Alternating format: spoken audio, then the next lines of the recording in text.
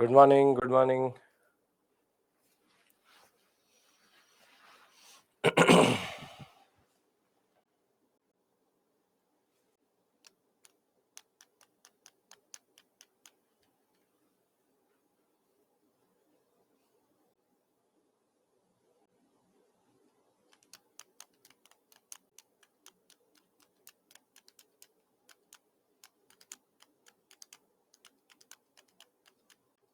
Good morning.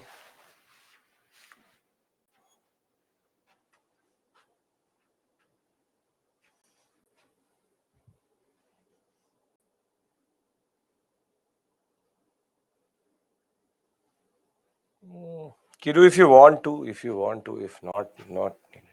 See, I've always said NCRT is for foundational knowledge. I've already taught you above that. You can go back and revise from it. No issues at all.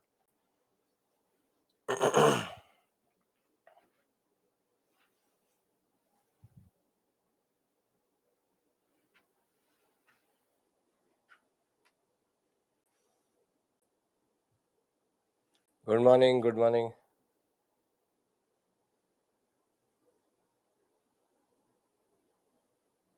Ananya, what the question is incomplete. 1535 did was subjugated by whom? You mean what?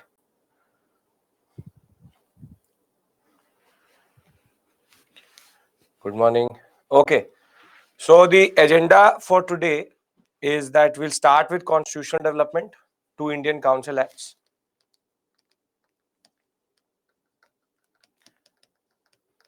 (1861), 1892, and thereafter, they would be subjugated by Portuguese. Thereafter, we'll go into partition of Bengal. We'll have a formal discussion with regards to the extremists. Who are the extremists? And then we'll go into Swadeshi, Surat split, and then we'll do previous year questions mains.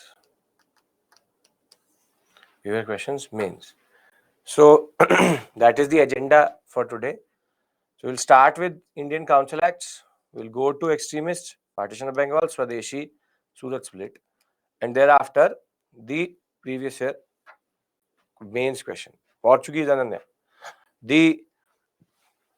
The most important discussion here is Indian Council Acts, and then this set.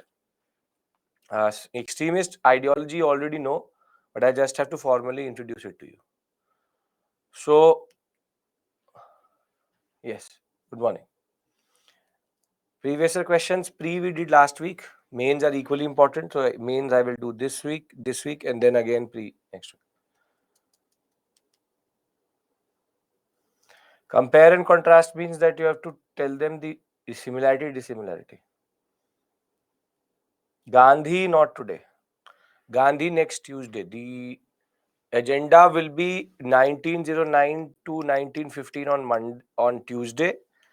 And then Monday is a holiday, as you know, Labor Day. Thereafter, 1915 and Gandhi, Advent of Gandhi, we will do on Tuesday, Wednesday. This will be Tuesday. This will be Wednesday. We'll most probably discuss 1919 to 1922 till 24, not 24, but 23 on Thursday, which is technically Rowlett and NCM. And we should be talking about the first wave of revolutionaries also. So by next Friday, we'll be reaching Swarajist no changes. So we'll be in 23 to 29. So yeah, that is the basic agenda. We'll be pushing like this. Today it's about entering into the 20th century, which is 1900s. But yeah, Advent of Gandhi here, 1909. We'll start with Morlemento and then go in till Home Rule League, and thereafter Advent of Gandhi, South Africa, and till Champaran, Kheda, Ahmedabad. Thereafter Rowlett Satyagraha, 1919 to end of NCM, Chauri Chaura, and thereafter Swarajist no changes till the Pavlov Declaration of Irving. So that is the basic agenda for next week. This week we'll do this. If everybody is here, can we begin our discussion? Constitutional development. Yes. Great. So, as I said, today's agenda, first, the concept of constitutional history. We previously done a set. We have to now take it forward. So, as of 1860, we need to first understand what is the structure. What is the structure? Then we can only understand the change. So, the change is that Shakib, you're in the wrong class. CSAT I'm not teaching. As of 1860s, you have the following structure. The Secretary of State plus 15 members together called the India House. He operates in India via Governor General and Viceroy,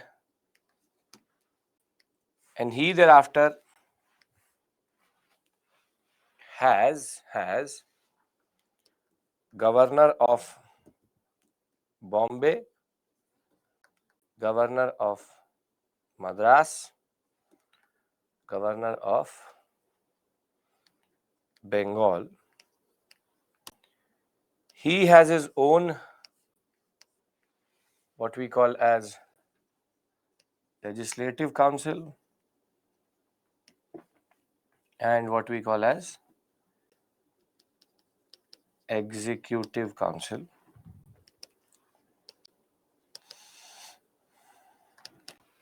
This is the basic structure. How the administration of this period look like.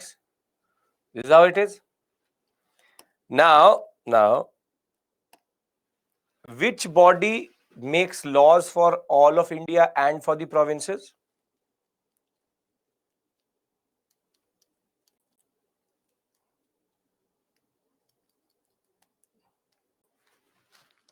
Very good. There is what is called as legislative centralization,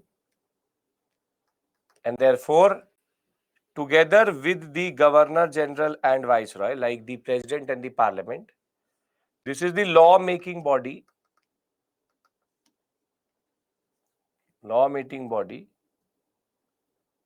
of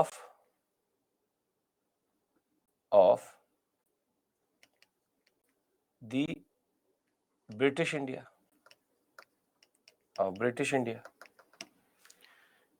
So the Legislative Council first makes the laws, and thereafter the Governor General and Viceroy approves it, and therefore it becomes a law. The law is made by legislature, executed by the Executive Council. So Legislative Council is the sole law making body in India, and this is the basic structure which is there as of 1860. Anybody has any issue here? The Governor of Madras can send certain suggestions, but there is no. Yesterday it was Governor General Executive, you did opposite. And I don't know, I didn't even refer to this yesterday, but right, whatever. Legislative Council legislates, Executive Council executes. So you have to be more specific. What are you trying to say? Okay. Thereafter, now we have to discuss how does the Indian Council Act 1861 change everything. Now please understand this thing very, very clearly, that this is immediately after the revolt of 1857. Further, you need to also understand one thing, which is that this is not that the INC has been formed. This is happening automatically. INC will be formed in 1885. This Council Act is just the British reorganizing India a little bit. And under Crown rule, what we see is that there is a new shift, and that is called from legislative centralization to legislative decentralization. And therefore, the Indian Council Act 1861 and forward, there is a proper movement for what is called legislative decentralization, wherein power will be disbursed back to the governors of the provinces. So please understand this very, very clearly, and I'll write this down somewhere, that basically the period between 1773 to 1858, maximum till 1861, is considered legislative centralization. I'll show you how it is getting decentralized. But 1861 onwards, until we reach till 1935, it is called legislative decentralization. So there's a progressive law making power that will be pushed back to the governors. So with regards to the English structure in England, there is no major change here. You have the Secretary of State,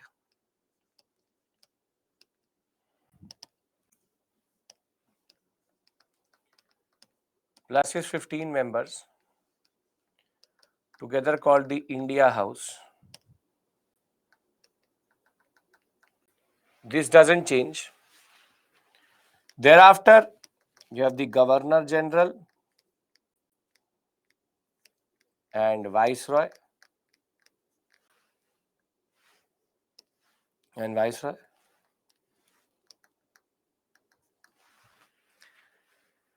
Now there will be certain changes here.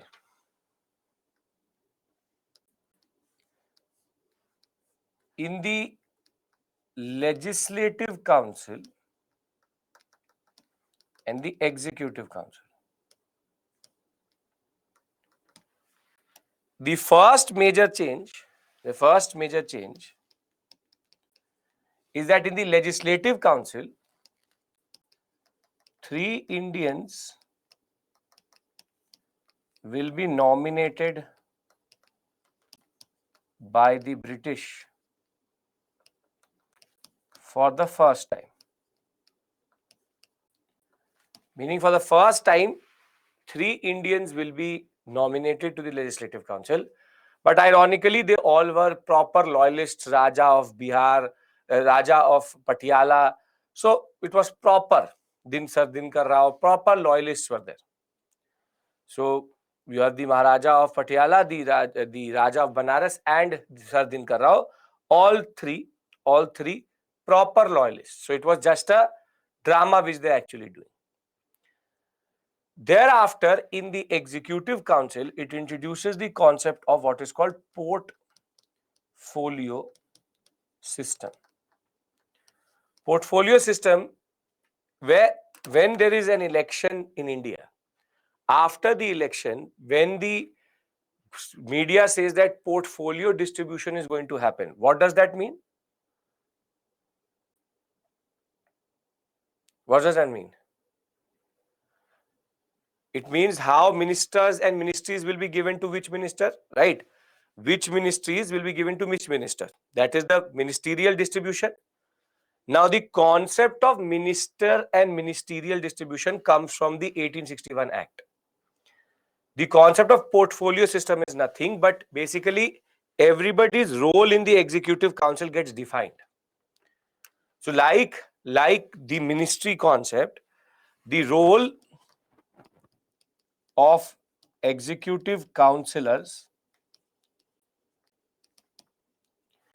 get defined and divided into departments.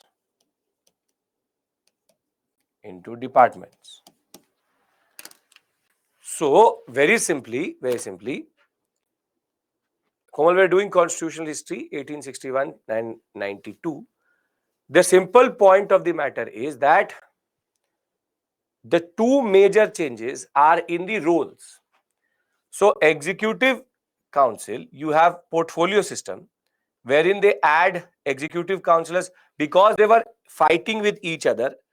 Now they have a defined zone that you will manage finance, you will manage defense, you will manage home, you will manage this, you will manage that. Basically, portfolio division has happened wherein everybody gets a defined department in that regard.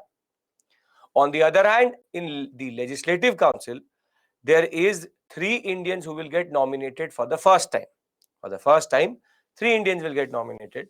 So you have Secretary of State in England, Governor General and Viceroy, and within his executive and legislative council, they have made a little bit of changes. First being that 3 Indians have been added, all an eyewash, and executive council portfolio system has been introduced, wherein now executive councillors have their role defined. Till this point, it's technically allocation of departments or ministries, if you want to call it. These 2 points, anybody has any issue? No? Very good, clear. But the major change actually does not happen here. The major change happens here, which is that firstly, the number of provinces will get increased. You will have, one second, you will have,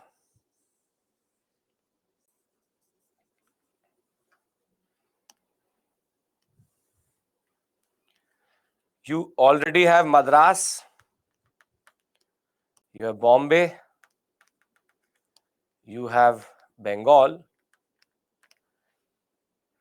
Are Indians in the portfolio system? No. No Indians here. No Indians here. Executive Council, no Indians. All Europeans. You had these 3. Now 3 more are added. You will have a new one which is called Oudh, nothing but Awadh. Thereafter Punjab and the northern or the northwestern province. Northwestern province. Punjab is Punjab, northwestern province is nothing but Pakistan, Afghanistan part. So there will be now an expansion of the what we call as provinces, and each of them will have their own governor.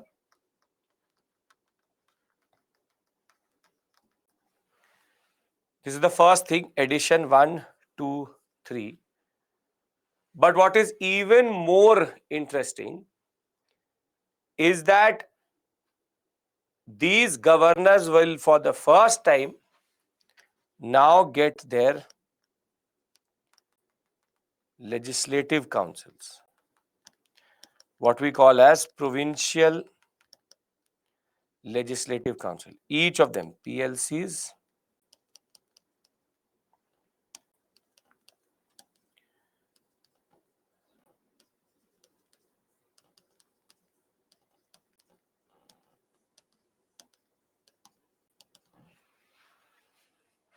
this is called what? This is called what?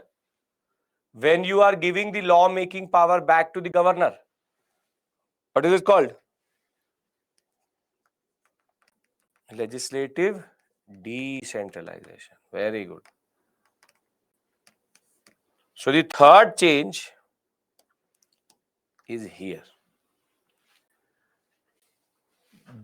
These are the 3 major changes under Indian Council Act of 1861, wherein you have 3 Indians who will get nominated to the Legislative Council.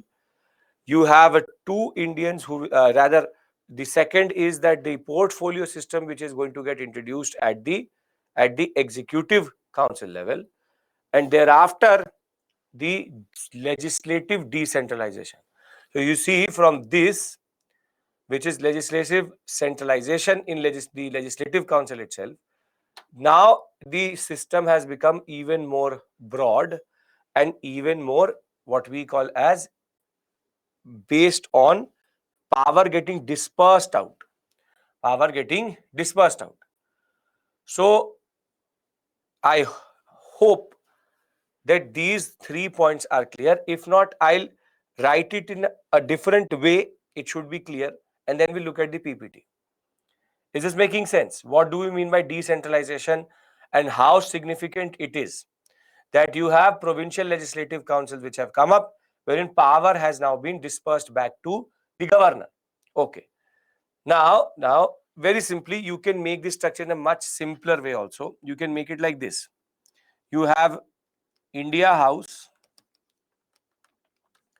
which is Secretary of State plus 15 members. Under it, the Governor General and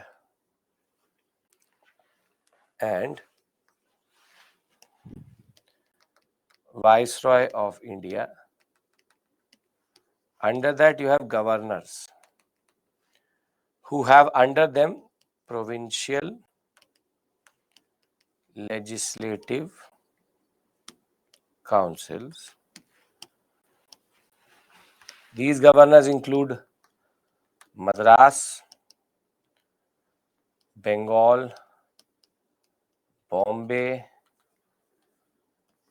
Awadh, Punjab,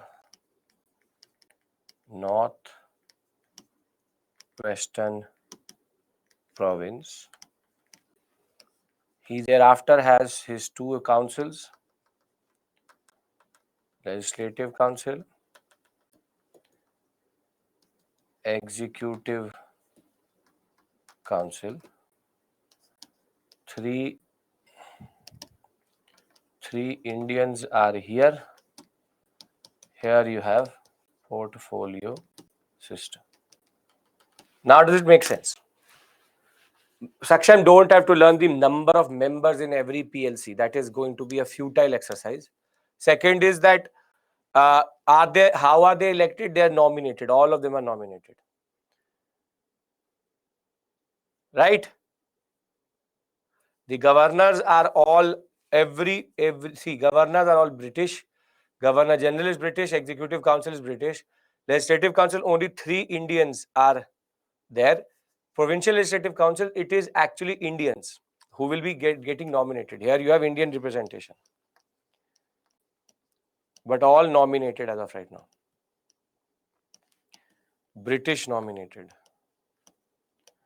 What is more significant is that if British were ready to give the the governors back their legislative power, portfolio system is nothing but the fact that now if there are 5 people, they all used to take decisions on everything. Now think of them as the Council of Ministers.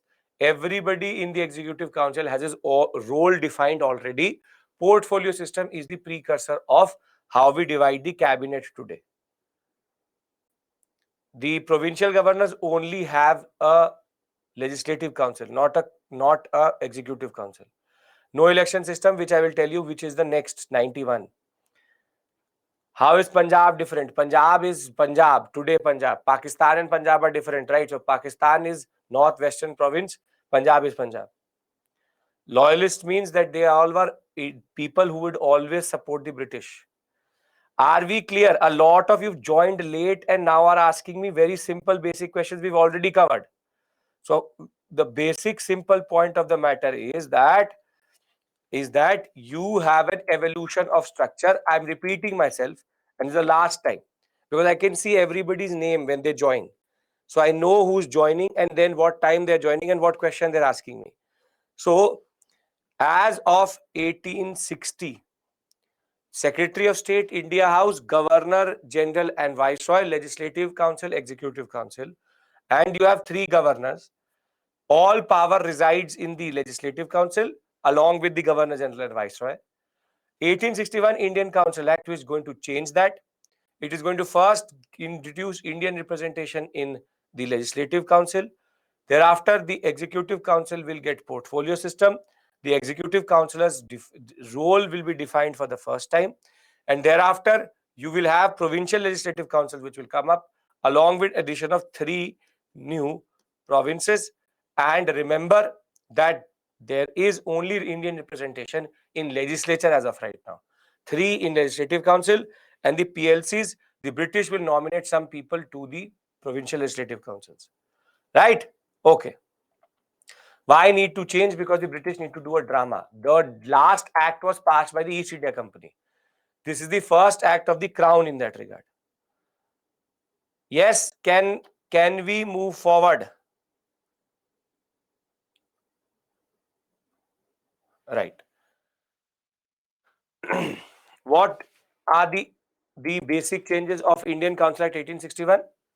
It introduced after 1858 once Crown rule comes in. First passed by the British on 1st August 1861. Process of legislative centralization was still there till this act was not there.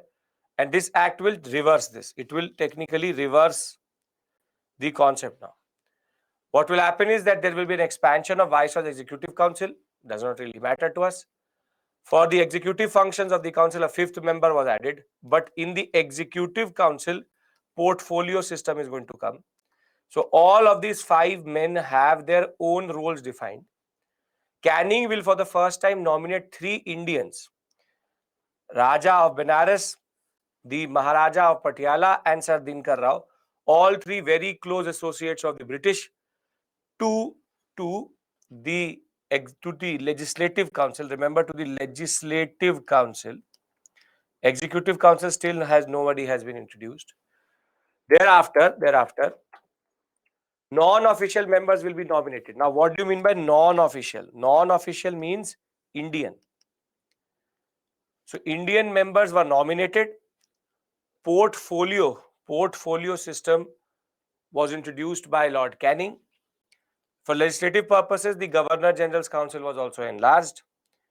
Power to promulgate ordinance and emergency was given to Governor General. Any bill related to the public's revenue or debt, military, religion, foreign affairs cannot be passed without Governor General's assent. Restored the legislative powers of the presidencies of Bombay and Madras along with Bengal, wherein there is now an executive council in these 3. Plus, you have Northwestern Province, Punjab and Awadh, which will be added to the list of total number of provinces in that regard. And Calcutta or Bengal Legislative Council had a lot of power vis-a-vis, because it was at the end of the day the capital. But still the Central Legislative Council was very, very important. So what is the important concept? For the first time, Indians are going to get associated with lawmaking. Indians were nominated, so there's no provision of proper inclusion of Indians based on their election from us. Limited role of legislative councils, though this new concept was important. Allowed for decentralization of administration. Thereafter, power of the ordinance given to Governor General. No representative body. Portfolio system was important. Mostly the Indians were either big zamindars or Indian princes, basically loyalists related to India. So before I go to the Indian Council Act of 1892, is this total concept clear? This structure? Yes. You just have to remember the basic changes. Portfolio system, 3 Indians, legislative decentralization. Right? Okay. Now the context for this act, 1892, is very, very important. Why? Because INC had already been formed. You had the Northwestern Province, Awadh, Bombay, Madras, Bengal, and the Central Legislative Council, all having certain seats which are there. So now 1861, this act comes in. Thereafter 1885, the INC has been formed, and now for the next, before 1892, for the next 7 years, close to 7 years, they are all protesting that we want constitution, we want prayer, petition. So PPP is working here, prayer, petition, protest. And the INC had a lot of hopes with the 1892 Act. So the basic point of the matter is 1892 Act is considered the moderate results of the moderate effort. That moderates at this point of time are pushing through prayer, petition, and protest for more representation and power.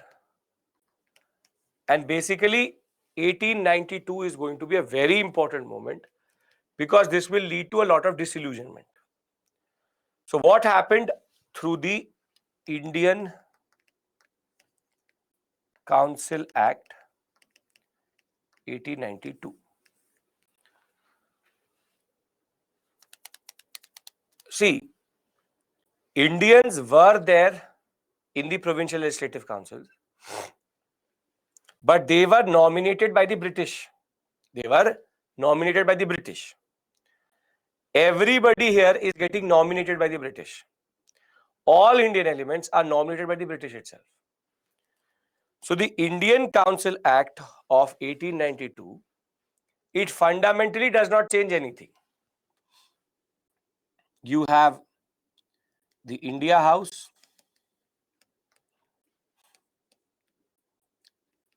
Secretary of State. Thereafter, you have the Governor General and Viceroy.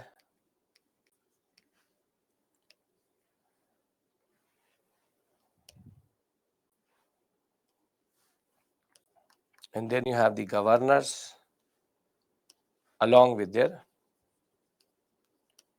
legislative councils.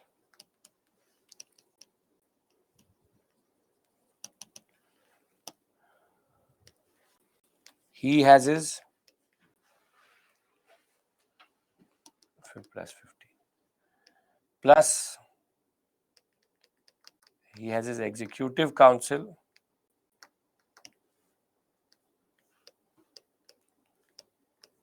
and he has legislative council. This will be called Central Legislative Council. That will be called Provincial Legislative Council. Now, here you have Governor of Madras, Bengal, Bombay, Awadh, Northwestern Province, and Punjab. Now, please pay attention.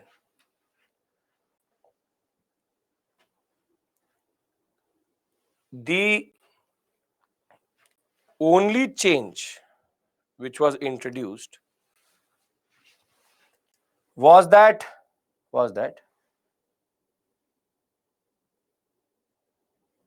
I'm not getting the point. Governor General and Viceroy is the same person, right? So what is the confusing part here? Why are we going backwards with regards to this concept? Governor General and Viceroy is the same person. So what is the confusion here? But the title will be called Governor General and Viceroy, right? Again, why are we writing both then? If your designation is Assistant Secretary, I should call you Secretary.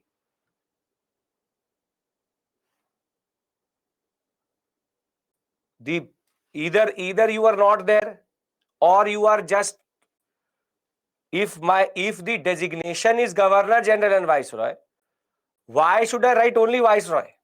And what is going to happen is, then you are going to go to the book. I'll tell you what is going to happen. You will go to the book and then you will see only Governor General written. Then you will say, Sir said Viceroy.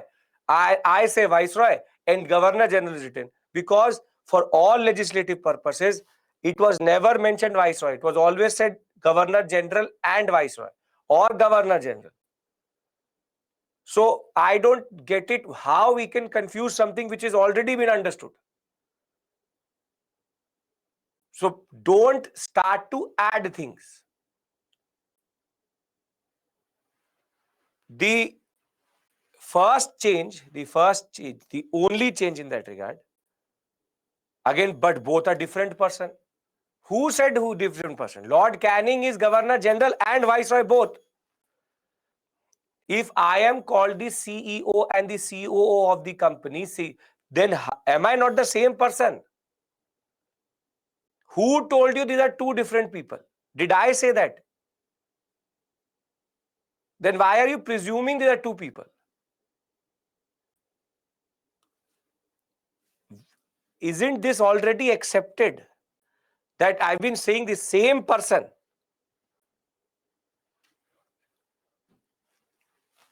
The main change is that in both indirect election concept was introduced, wherein different sections of Indian society, and remember, can nominate their representatives. The act did not directly say election. This word was technically not used, but the simple point of the matter is that now it is not the British which nominates, it is the people of whatever limited franchise they are ready to give. Or what they used to do was that they used to say, teachers, nominate your representative. University professors, nominate your representatives. They tried to divide the Indian society into certain smaller, what we call as groups, and they said, nominate one person. So the word election was actually not used, but the word which was used was nominated by Indians. So the proper election concept is not there. But for the first time, they have introduced the principle of Indians electing their own representatives via nomination.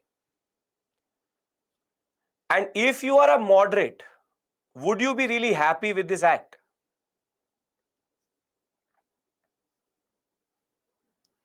No, because there is no fundamental change. There's nothing.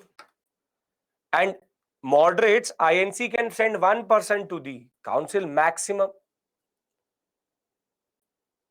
So the point was that previously, the British nominated the people Indians into Provincial Legislative Council and Central Legislative Council, mostly Indian loyalists. Now, Indian groups of different set, in a way, local representation for the first time was allowed. So you see, it says very simply, rising wave of nationalism, principle of election instead of nomination. But this election is still based on indirect election. Reforms to legislative councils. Now you see, official majority maintained. Official majority maintained means what? British are more, Indians are more. Which is more? British. Very good. So official majority means British are more. Non-official majority would mean Indians are more. Allowed members to ask questions. Principle of representation comes through. Legislative councils were empowered to make new laws and repeal old laws with permission of Governor General. Made a limited and indirect provision for the use of election in filling up non-official posts in central and provincial councils. No use of the word election. Number of Indians were increased. Limited functions. But in a way, it will disillusion everybody, and that will become the context for the concept of what we call as extremists. So though the number, you don't have to remember the number, but the number of members are increased. All of these members are nominated, but now nominated by Indians. Nominated by Indians. So as an act, it is generally considered a major disappointment for the moderates. So before we go to extremist Swadeshi, Surat split and rise of communal consciousness, let me summarize what we've done vis-a-vis these two acts. We have done 1861 and we've done 1892. Both are called Indian Council Acts. Generally, before I do this, everything is making sense because the way you will read it out of the book will give you very confusing wording. So the easiest way to learn and revise this is through flowcharts, so that you understand the basic idea of what we are trying to do here. So the Indian Council Acts 1861 and 1892, if you had to go for a statement based question, what you should look for in the paper, here it will show you three changes. One is called portfolio system. The second one is called the concept of legislative decentralization, which is technically the addition of provincial legislative council. And last but not the least would be the concept of three Indians into central legislative council. And for 1892, you simply have to concept of nomination by Indians into the provincial and central legislative councils. So in a way, indirect, you will see this word indirect election, but remember, no, the word election was not used. Here, if you want, you can say that Awadh, Northwestern Province and Punjab added. So are these 5 points written on the screen clear? If they are, then I want to go to partition of Bengal, extremist Swadeshi. Clear, everyone? Come on, come on.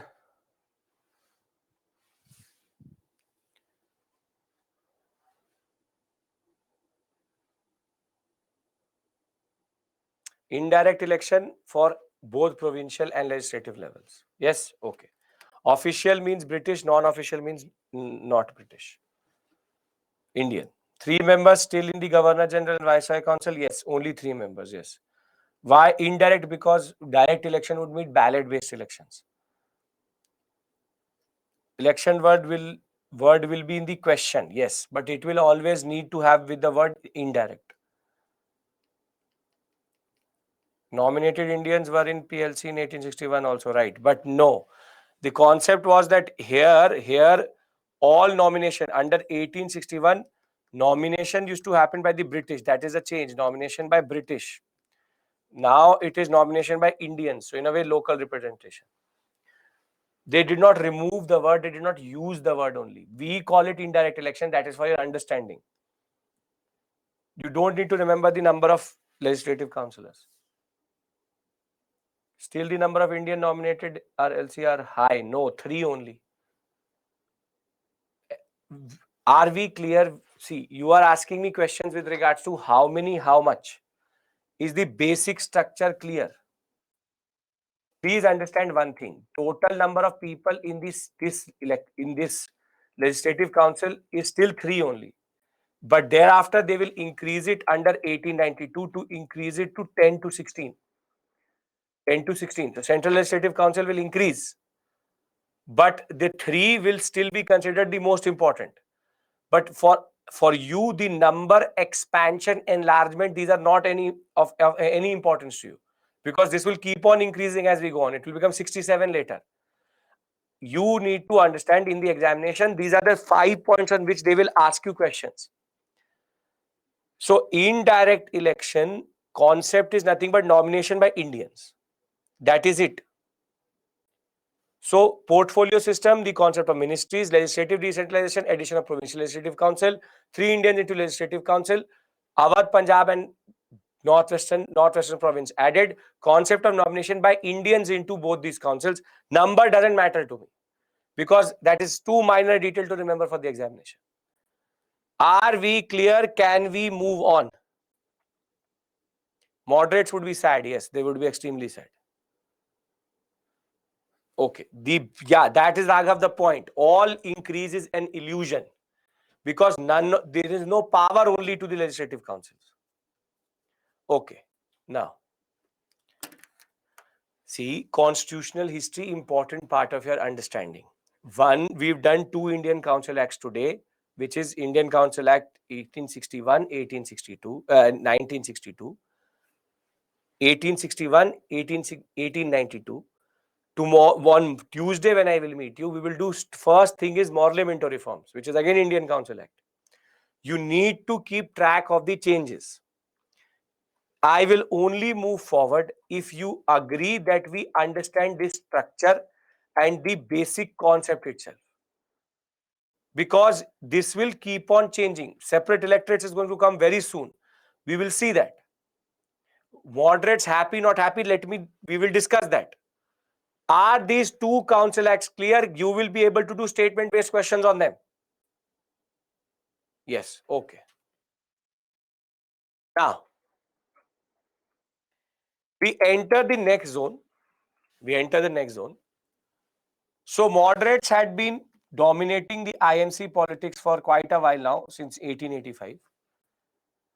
And in 1892, you get the Indian Council Act.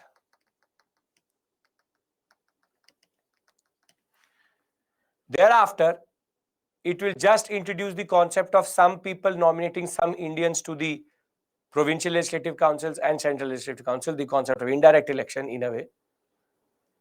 So now there is what is called disillusionment. The fact that now people will argue that what is the point? What is the point? So this disappointment of 1892 will create anger, and now the moderate method will be questioned. That, okay, you went for prayer petition. What was the point of that prayer and petition when they actually did not fundamentally change anything? And this PPP plus the frustration over the Indian Council Acts is going to be the context for the rise of extremists. It will be the rise of extremists. Now, when we talk about the extremists, they have a very different type of worldview,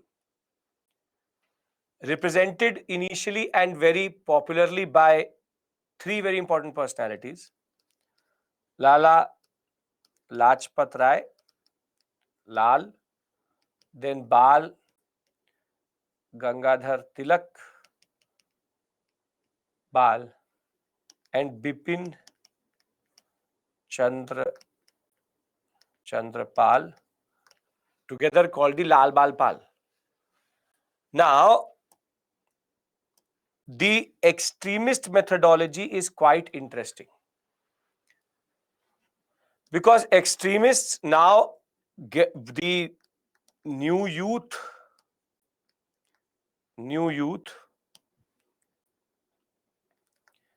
after getting educated by English education, they have a new spirit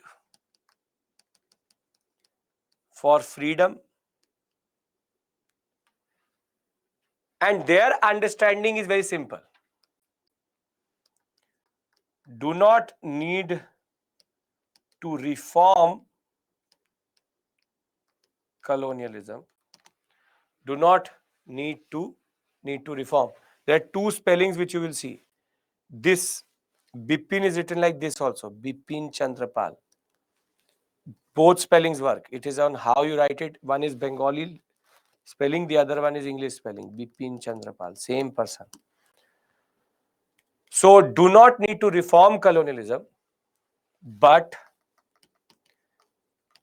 reject colonialism. They very simply say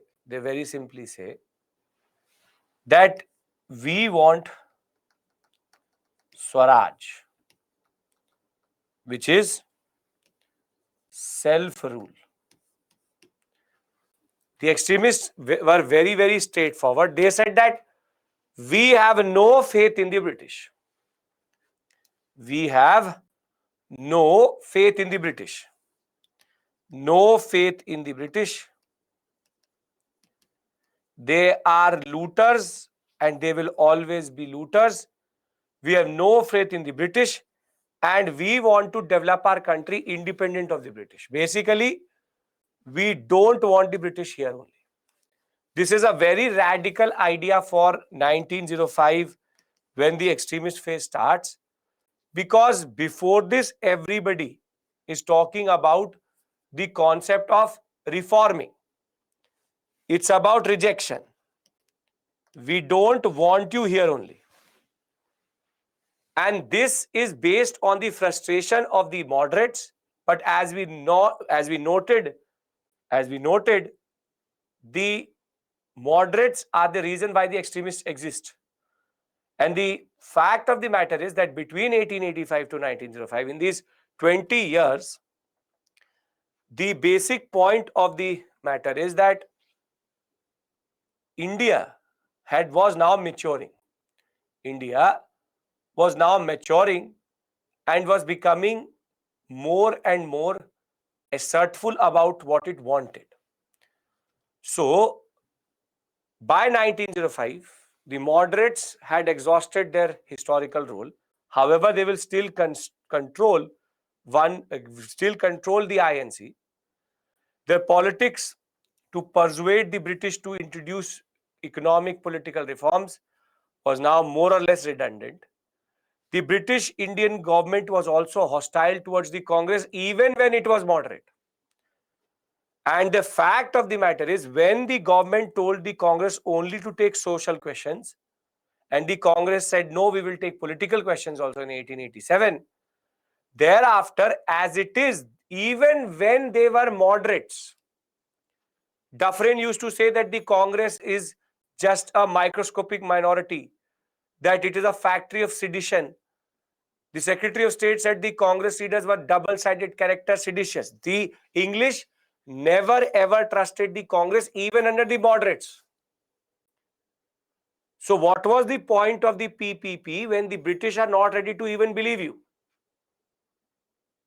So very simply, the dissatisfaction with the protest, prayer and petition, there was a growing self-confidence, growth of education, and the more the British pushed their Western culture, the more we resisted.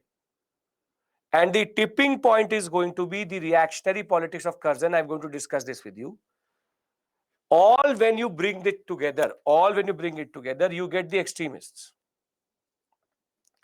But the main reason for the rise of the extremists is frustration with the politics of the moderates.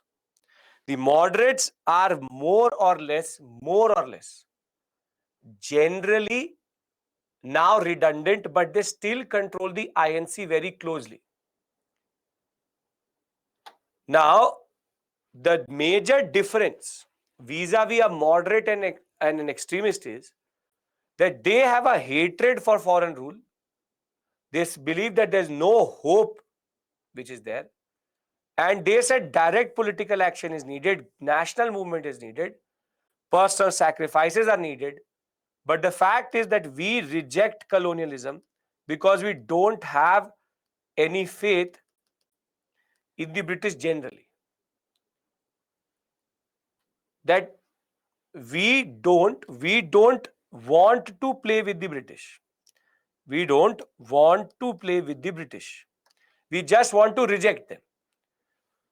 So in order to give you a basic comparative understanding. Reactionary politics I will discuss with you. Wait for that. Who are the moderates and extremists? They believed legal methods. They believed in boycott and mass movement, which I will show you Swadeshi. They wanted change in the system through constitutional reform. They wanted Swaraj and people getting involved, mass mobilization. Thereafter, social basis zamindars, upper middle class, social basis educated middle class and lower middle class, the people who want change, believed in the providential mission of the English in India. This is the civilizational mission, that they will develop India.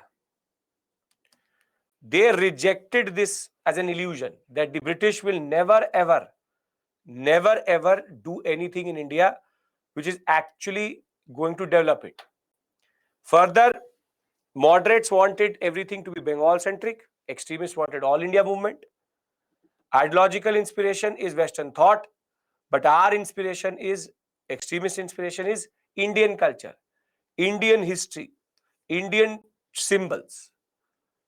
Loyal, they believed, and this is the interesting thing, they said the British crown is not worthy of Indian loyalty.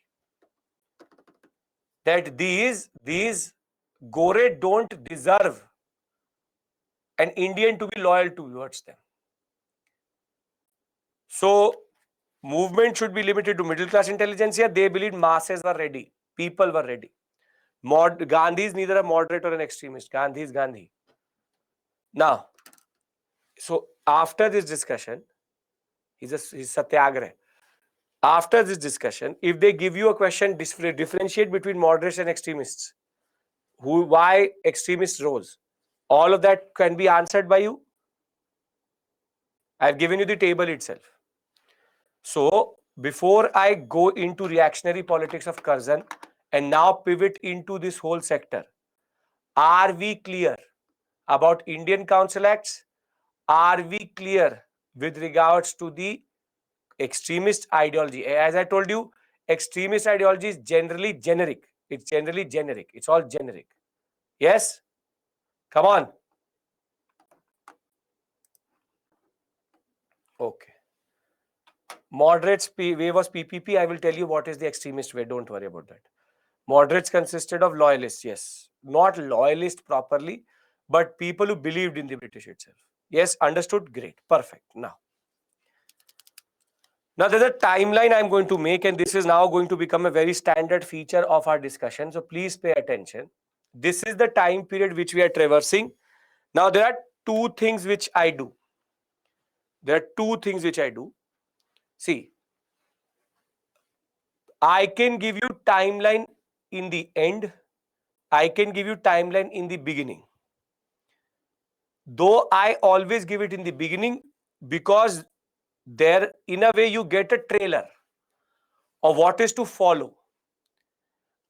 You take 2-3 classes with, meaning now we are not in the national movement phase, and we can tweak it if you want to. If you want to get the timeline later or first, you are not in the position to do that right now. But the basic point of the matter is, now we'll play with timelines. For example,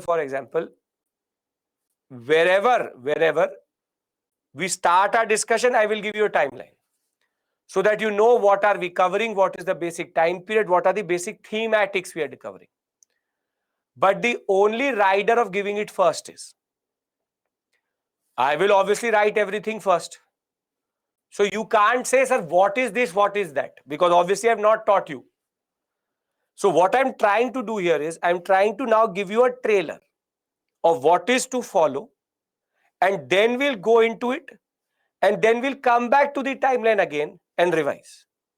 This is going to be the structure. You need to know what is happening in class. This is the basic structure which we are following. Timeline, which gives you a basic understanding or just a snapshot. We go and discuss the details, and then we come back to the timeline to revise.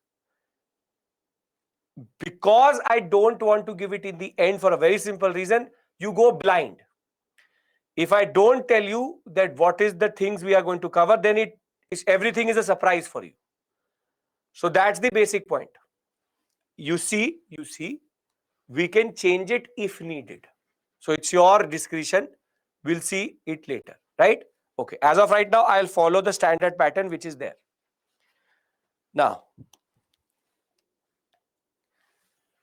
you have 1899,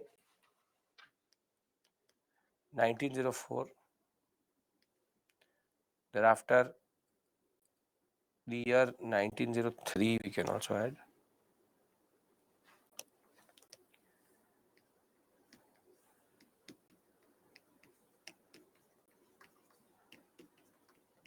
This is the period we are covering.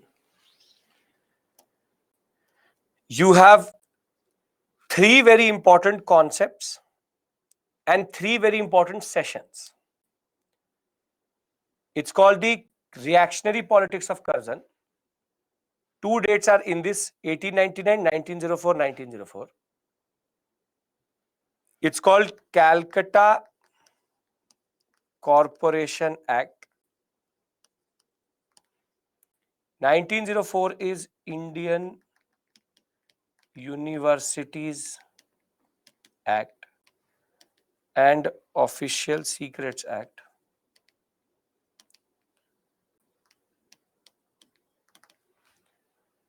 But the 1904 period is equally important because of the fact that there is a very important message which is sent by the Home Secretary to the Government of India. He's an ICS officer. Name is Rizle. And thereafter, we'll talk about the partition of Bengal. This is the basic point I'm trying to show you. We'll talk about the partition of Bengal. We'll discuss the build-up. We will discuss everything. So we have to divide our whole concept into a certain way. So the announcement, this is called the announcement of partition of Bengal. This is called the Rizle statement. Thereafter, we have 1905, 16th October 1905, partition of Bengal. This is the starting of what is called the Swadeshi movement. And we also have 3 sessions which we have to very closely follow. First is called the Banaras INC session. 1906 is called the Calcutta session. In 1907, the very eventful Surat session. And there is called the Surat split, which I will discuss with you. This is the basic time period we are covering. Swadeshi movement will mostly start to phase off by 1907. Now, first what we need to understand is that why partition of Bengal? What is the concept of partition of Bengal? 1905 session is Banaras session. What is the concept? So there are 3 very basic questions here. Why partition? Thereafter, logic of partition.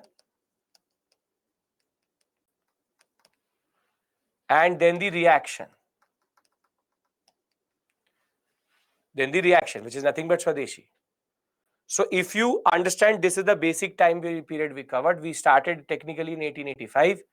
Now we are concentrating on this timeline. Then I would like to go into each of these events and build up the whole sector for you. Can we do that?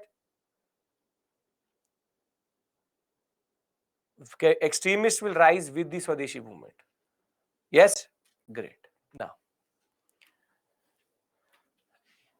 see, the Viceroy before Curzon was canning. Now, Lord Curzon is generally considered problematic. He is not one person who everybody loves, but he is not the worst of the worst also.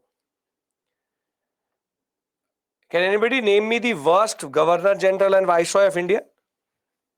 Worst. Not Lytton, not Minto, not Ripon, not Dufferin, not Curzon. Yes, Pulkit, very good. Not Dalhousie, not Hastings, not Mountbatten. Yes, Priyanka, very good, Abhay. Great. Mandeep, perfect. Good. See, there is a person called Lin Lithgow. Lin Lithgow. Saunders is not a viceroy. Lin Lithgow was in the very fateful period between 1936-ish, 36, 37 till 44, considered single-handedly the worst of the worst, because he was the reason why partition happened. So I'll talk about him. Lytton is different. Lytton is nothing in front of Lin Lithgow. Lytton only did one thing, which is Vernacular Press Act and Arms Act. Lin Lithgow is the one who actually went into a very intimate relationship with Jinnah. Second wife, Jinnah was called of Lin Lithgow. Literally. And if Lin Lithgow was not there, Pakistan would never have existed. So we'll talk about that concept. We are very surely moving towards that period. So just to tell you, because a lot of people think that Curzon is bad. Curzon is bad, but not as bad as Lin Lithgow. Now, Curzon will introduce in 1899 and in 1904 three acts. And the first act is called the Calcutta Corporation Act. Now, Calcutta Corporation Act is considered that was a problematic act by Curzon. This is called the reactionary politics of Curzon, because it reduced the Indian representation in the corporation. Thereafter, he will introduce one more. You already know it, Indian Universities Act. Where have we discussed Indian Universities Act previously? Tell me the commission which was related to it. Indian University Act was passed after which commission? Come on, tell me. You know the name. You already know the name. Yes, very good. The Ray Commission. The Ray Commission had actually said that the Indian Universities Act is needed. Remember, wo hura ra. So the Ray Commission had argued that the appointment of all professors should be run through by the government, and power was taken away from the universities, from the universities. And at last is called Official Secret Acts, when it again had concept of press censorship.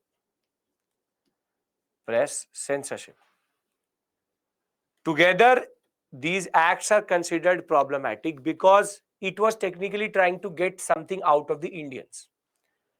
But Curzon, why he was doing it was because of nationalism. So you have the Calcutta Corporation reducing the number of elected members from India, British majority. Official secrets, freedom of press is taken away. Indian universities, wherein the universities were now being cleansed of political revolutionaries and nationalists. But it is the 1903 partition of Bengal which is considered the turning point for Curzon and for Indian history. And in a way, I would say that the British actually underestimated India when they actually announced the partition of Bengal.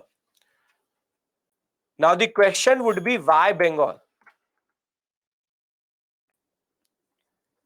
Why Bengal? Why are they playing with Bengal, or why are they trying to divide Bengal? And the reason for that is very simple. The capital of India at this point of time is Calcutta. But more than that, it is in no way the biggest province. It is in no way for administrative purpose, because Bombay Presidency was 2 times bigger than Bengal, because it used to control from Sindh 2 parts of northern Kerala. Everything was called Bombay Presidency. Bengal Presidency, the British would argue, was an administrative nightmare because very big population, very big area, but it is in no way the reason why the British gave. Rather, it is because it was the epicenter of nationalism. Because the highest literacy level in India at this point of time was highest in Bengal, all social reformers had certain connections to Bengal. The middle class intelligentsia,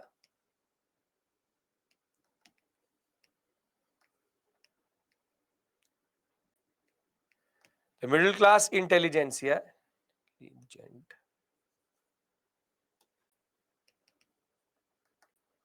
was also based in Bengal. So Bengal was at this point of time the epicenter of all activities. And the biggest issue for the British, so most of the moderates were also Bengali. The biggest issue for the British was the Bengali or Bengali speaking Hindu nationalist. Bengali speaking Hindu nationalist, because as much as big Bengal can be, if a Bengali speaking nationalist would say something, it would reach to every corner of Bengal, which technically at this point of time is very big. Very, very big. This is Bengal for you. It is a very, very big province. So from the the whole northeast to all of Bangladesh to Odisha, Bihar and Jharkhand today, everything was called Bengal. It's a big province, but not as big as Bombay Presidency. So the basic point is Bengal was now becoming a major issue for the British, because Curzon could see that it's it's the capital. Also, it is an epicenter of issues, and all thinkers are coming from here only. And the Bengali speaking Hindu nationalist, if he used to say something, from Bihar to Assam to the northeast, everywhere there was a resonating influence. And the concept was that a Bengal divided can actually divide the nationalists also. And that is why the 1904 statement of Risley is very, very significant. In 1904, Risley will say a very important line on 6th December. Risley will say that Bengal united is power, Bengal divided. And this is a proper quote out of what he wrote. Bengal united is power, Bengal divided will pull in several different ways. So they will start to pull in several different ways. That is what the Congress leaders feel. Their apprehensions are perfectly correct, and they form one of the great merits of this scheme. In this scheme, one of our main objects is to split and thereby weaken a solid body of opponents to our rule.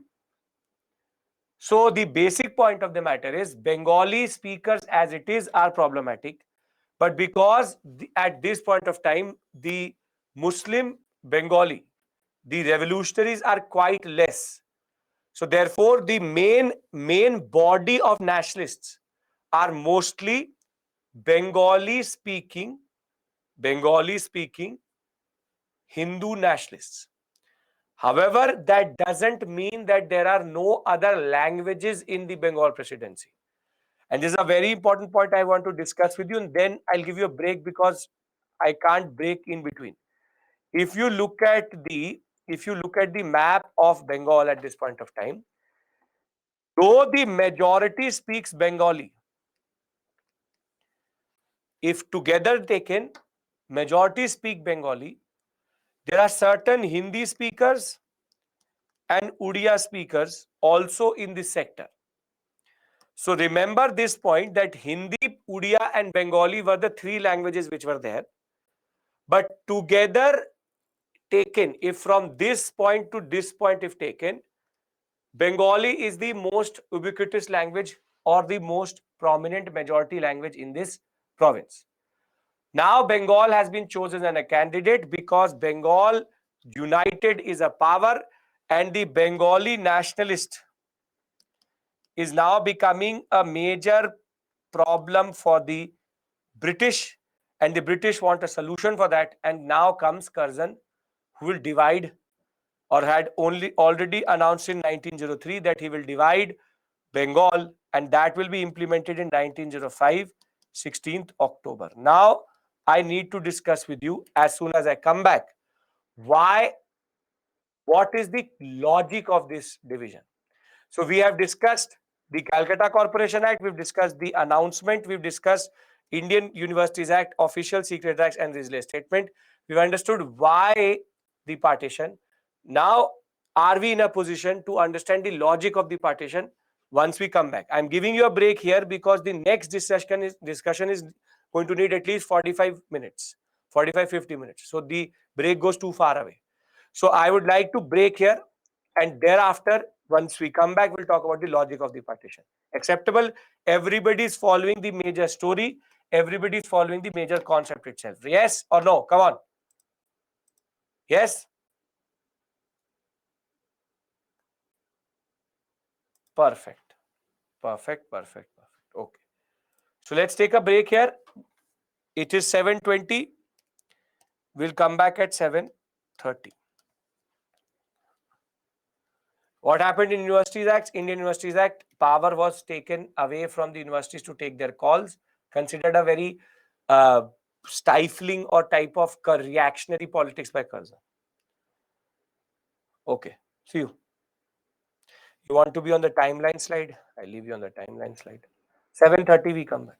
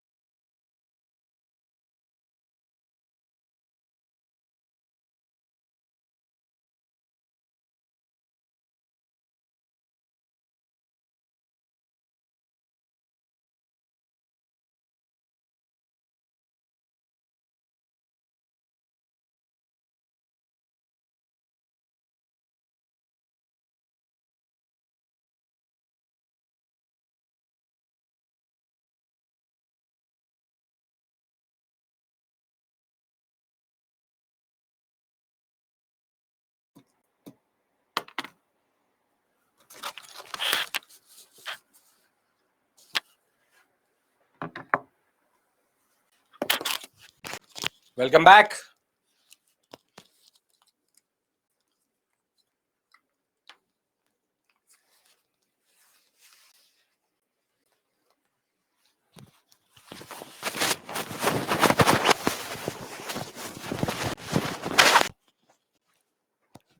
Can we start our discussion?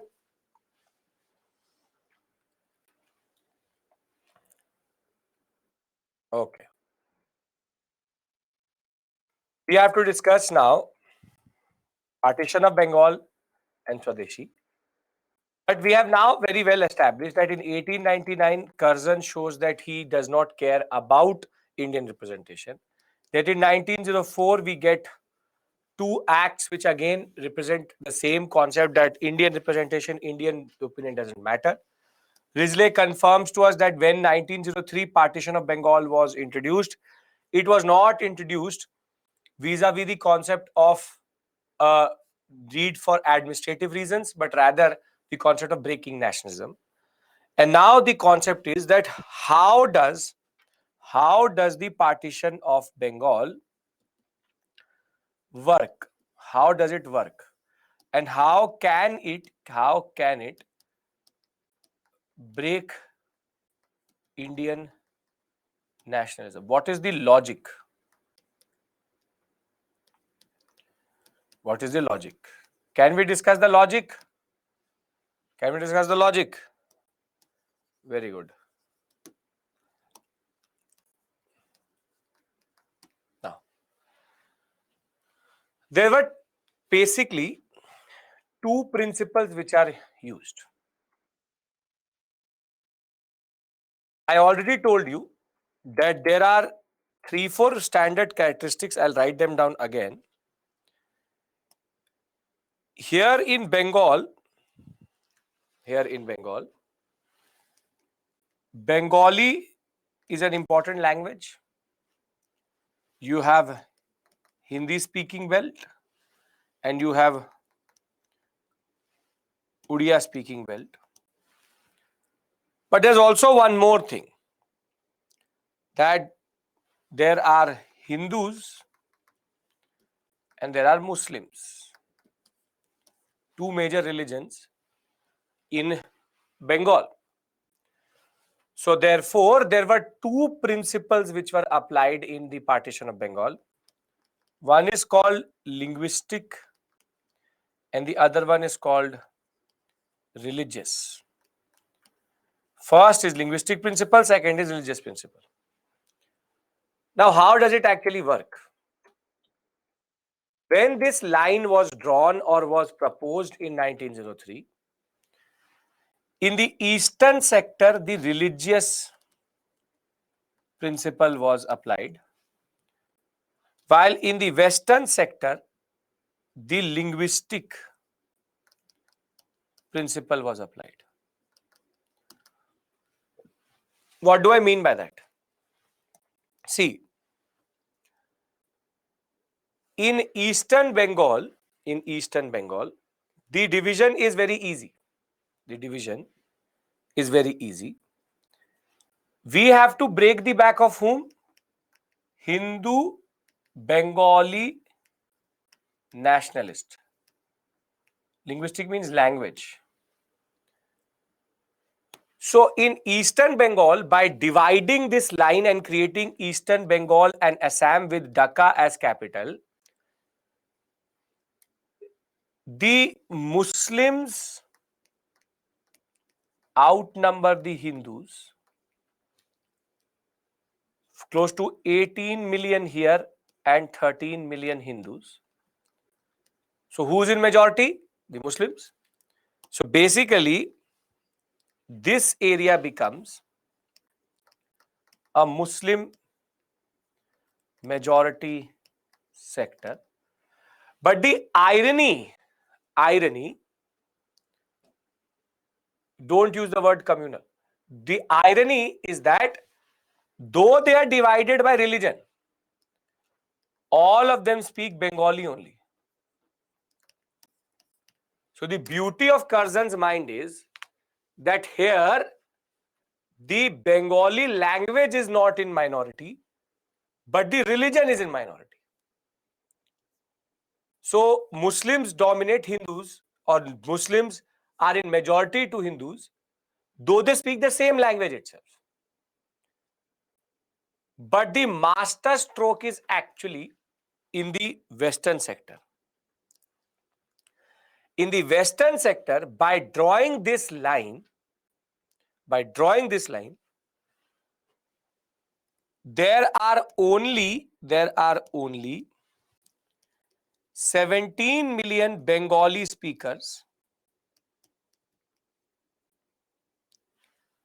and together with Bihar, Jharkhand and Odisha taken together, there are 37 million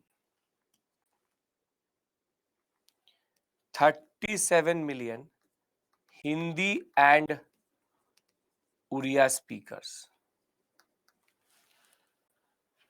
So the Bengali Hindu becomes a language minority, linguistic minority in the Western sector, and the Bengali Hindu becomes a minority vis-a-vis religion. So in a way, if a Bengali nationalist says something from Calcutta, nobody in the Cuttack or Ranchi or Patna sector can understand it, though Eastern Bengal can understand it. But here the British have very strongly divided them along religious lines and have convinced the Muslims that they are better off if the line exists, because if Bengali Hindus were in a majority, then everywhere Bengali Hindus would get nominated to administrative positions. So now the Curzon goes and says to the population of Eastern Bengal, it is in your interest that you remain in this province, because now you are in majority. Because if language principle we take, see, the basic master stroke of partition of Bengal is, in one place they become, the Bengali Hindu becomes a linguistic minority, in other place it becomes a communal, or what we call as religious minority. So the basic principle is very smart that way. Very smart that way. It was to isolate the Bengali Hindu, so that at one place nobody listens to them because their interest is different, and the other place nobody understands them only. So this is the master stroke, that by dividing this line, even 2-3 kilometers up down, things would have changed. The simple point is, you need to break Indian nationalism. So you need to isolate the Hindu Bengali nationalist, and you do that by making him a minority in both the provinces created, and therefore it makes no sense to that population only what he is trying to say from Calcutta or from Decca. If you understand it in the map way, I can give you a more better representation, but it was more about the map, you understand the locations. Can I show it to you in another way? And I think it should be clear thereafter. Yes, but is this making sense? Is this actually making sense? That you have the concept of linguistic principle being applied to the Western sector, and thereafter you have the Eastern principle in the Eastern sector, or the religious principle in the Eastern sector. Therefore, there should be no doubt in itself that they need to isolate the Hindu Bengali speaker. So they isolate them in the Eastern Bengal sector by religion, and by language in the Western Bengal sector. It's not difficult. It's very easy. Curzon's mind was at this point of time actually working quite well. So he is creating the major obstacle for a Bengali Hindu to mobilize people. So I'll try to give it to you in a different way. It should make sense. See,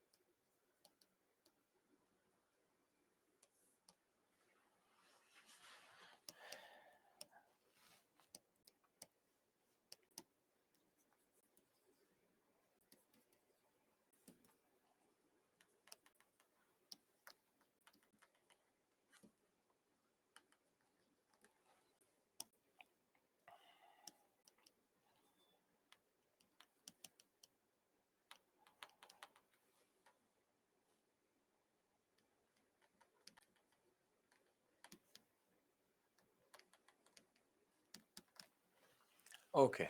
Now you see.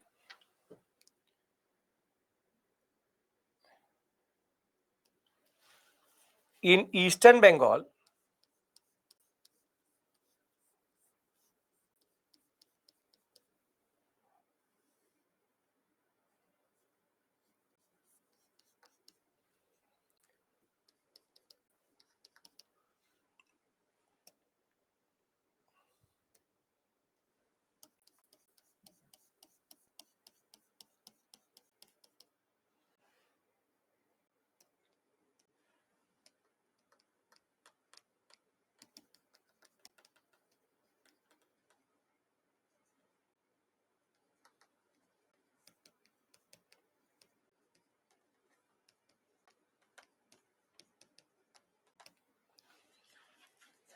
so though they speak the same language, they are divided by religion. On the other hand, here is the real game which happened. The game which happened was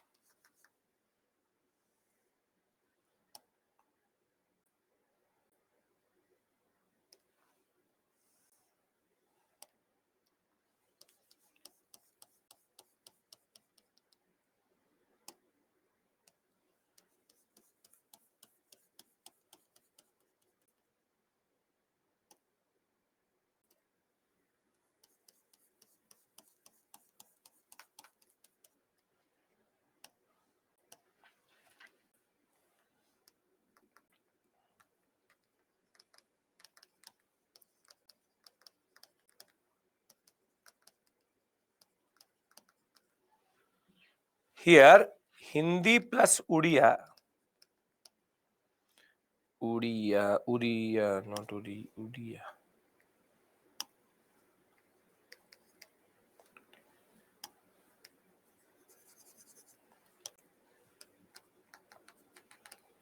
is 37 million and Bengali speaker is only 17 million. So though they all have, no, not they all have, though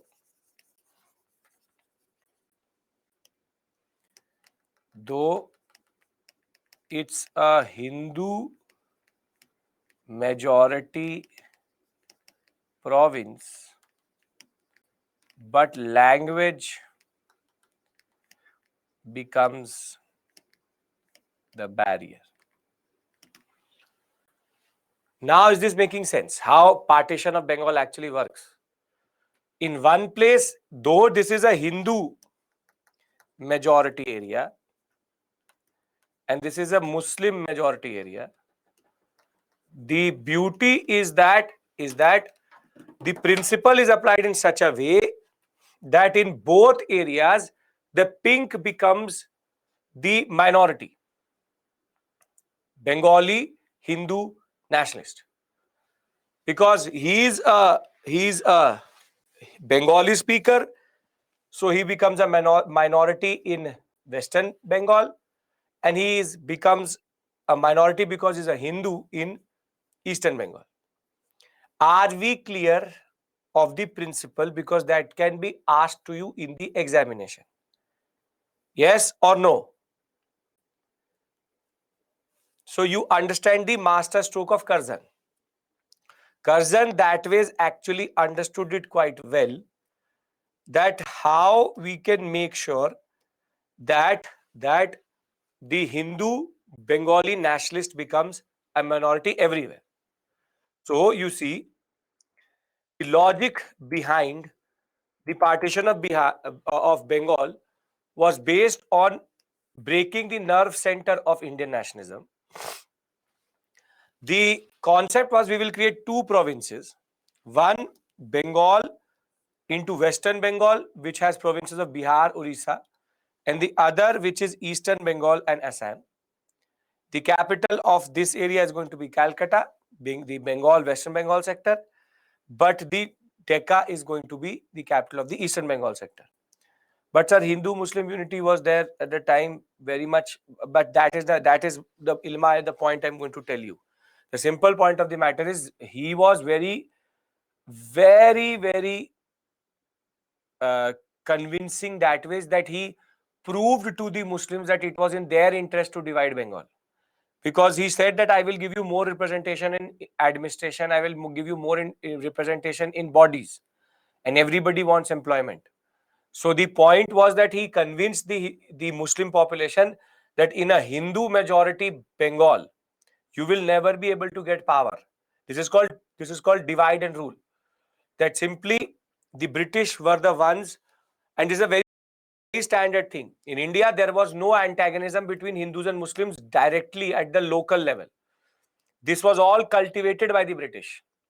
The British cultivate this, encourage the Muslim population to say that yes, our interests are separate from the Hindus. This is not a thing which used to exist previously, but Curzon started it in that regard. Now, what was the intended consequence in that sense? On the basis of language, reducing the Bengali to a minority in Bengal itself.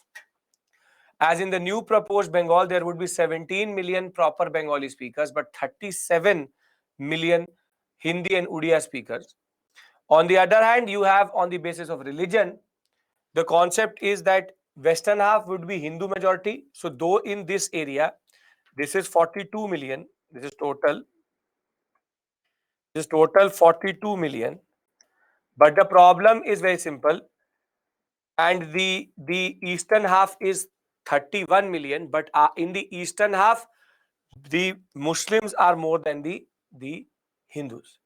Therefore, the masterstroke of Curzon is use divide and rule, convince the Muslim population that it is in their interest to stay away and to stay in the eastern sector, and therefore the Bengali Hindu nationalist was now in a way gone vis-a-vis the British mind, but the consequence was totally different. So now if there's a question which says what is the concept of partition of Bengal and what was the logic of partition of Bengal, or they give you a statement based question on the partition of Bengal, you will be able to understand the issue and also identify mistakes if there are. Yes or no? If yes, then we go into Swadeshi, because that is the response of the people of India. Okay, I'll give you a question, don't worry. Right now concentrate on what is more important. Simple point is, if anybody has any issue, please ask me here, because this is a very fundamental concept in partition of Bengal. You need to know it properly. Can I move forward? Once you say yes, then no discussion with regards to principle should be there. Yes? Okay, perfect. So let's Jagdish, you didn't get the logic behind the partition. Did the partition not take place? The partition did take place. The logic, Jagdish, is very simple. Divide Bengal into two parts. One part make it Muslim majority so that the Hindu nationalists cannot say anything, and the other part divide it in such a way that Bengali speakers become minorities so that the Bengali nationalists cannot interact with the Hindi and Odia speaking population. That's it. Therefore, divide the province in such a way that the Bengali Hindu nationalist becomes a minority in both places. Right. Okay. Why Bengali language is a problem? Because Bengal is Bengali. Bengali are the majority speakers in that regard. Okay. Now, who played a role in now? You are asking me questions what are going to come. What I'm teaching you is there an issue. There should be no issue with regards to that. What we do further, what happened, what did not happen is a separate issue altogether. That I'm telling you. But as of right now, we understand the basic principle, right? That is the basic point here. Okay, no issues. Perfect. So, now 1903, 1903, it was announced that partition of Bengal will happen.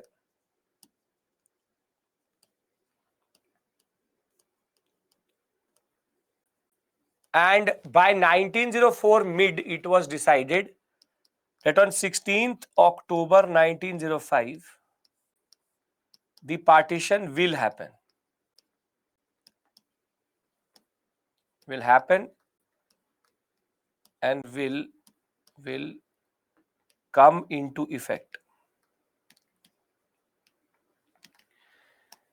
Now there are two phases. One is the period between 1903 to 1905, and the other one is the 1905 to 1907 period. This is called the moderate phase of Swadeshi, and this is called the Swadeshi movement. Starts. So why do we call it the moderate phase? Because at this point of time, they are petitioning. They are holding what we call as protests, but in constitutional sense. What they were trying to do was they were trying to create pressure. Trying to create pressure. But when that will not succeed, then only the partition of Bengal will induce the concept of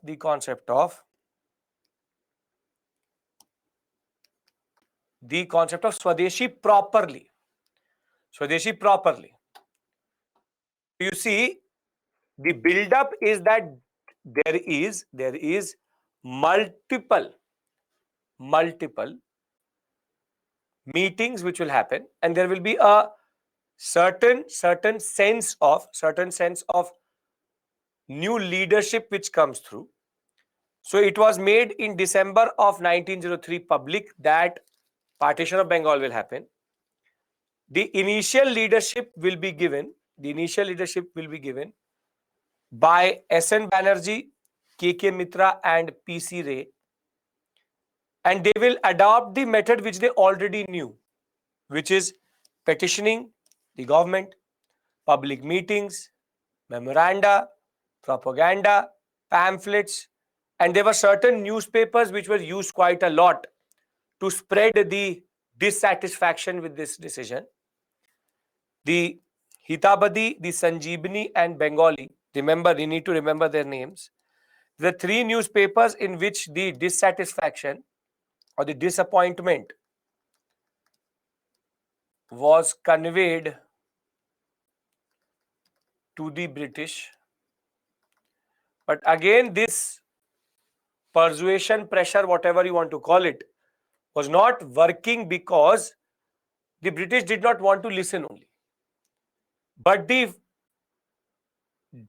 blunder which Curzon did was that he had not understood the scale of what could have happened or what was going to happen. So there will be in 2 months close to 500 protest meetings which will happen in East Bengal alone, in Dhaka, in the Maising and the Chittagong sector. But also 70,000 people had signed petitions vis-a-vis the March of 1904. By January of 1905, there are meeting after meeting which is happening. 69 petitions were produced, 70,000, close to 50,000 people signing petitions and sending it to the Government of India and the Secretary of State. But the problem was that the outcry had no real response. So I always told you that every movement goes through its moderate phase. You see, this is the moderate phase. Between 1903 and 1905, they are literally petitioning the government year in, year out, day in, day out, that we don't support your decision. So the moderate method is not working. And it is in this context that once the 16th October date will be coming into effect, that the movement is going to transform into something totally different, and that is called the Swadeshi movement. That is called the Swadeshi movement. And the Swadeshi movement is a major moment in Indian history because it introduces a new set of forms and techniques of struggle. So, the outcry till 1905 is based on petitioning. However, at this point of time, now that petitioning is going to stop and the people will find a new way to challenge the partition, which is called Swadeshi movement, which was launched in 1905 after what is called the 7th August 1905 oath, or 7th August 1905 memorandum or propaganda or agenda. Now, there are details and there are concepts. Details are irrelevant because you can't write it in the examination, but there are concepts which are important. So what I want to do here is new forms of struggle, concepts I want to discuss with you, and then we can go into the day-to-day what happened in the Swadeshi movement. Can I do this? See, understand this very, very well. I have to do at least 4 major movements with you. Swadeshi, Rowlatt, NCM, CDM, and one more, Quit India. Understand this very, very clearly, that there is no way within 250 words you can actually write each and every detail of a movement. Rather, what will be expected from you is that you understand the larger concept of the movement.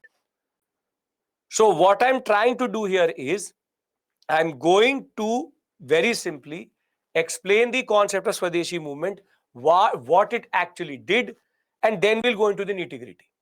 Agreed? Standard. Come on, this is going to be our strategy when we cover certain areas. Yes? Okay. So in our timeline, we've come a long way in that sense, that we started our discussion in this sector. Now we are entering this sector, which is the 1905, 1906, 1907 sector. Right? Okay. Now, please pay attention to what is Swadeshi. Now,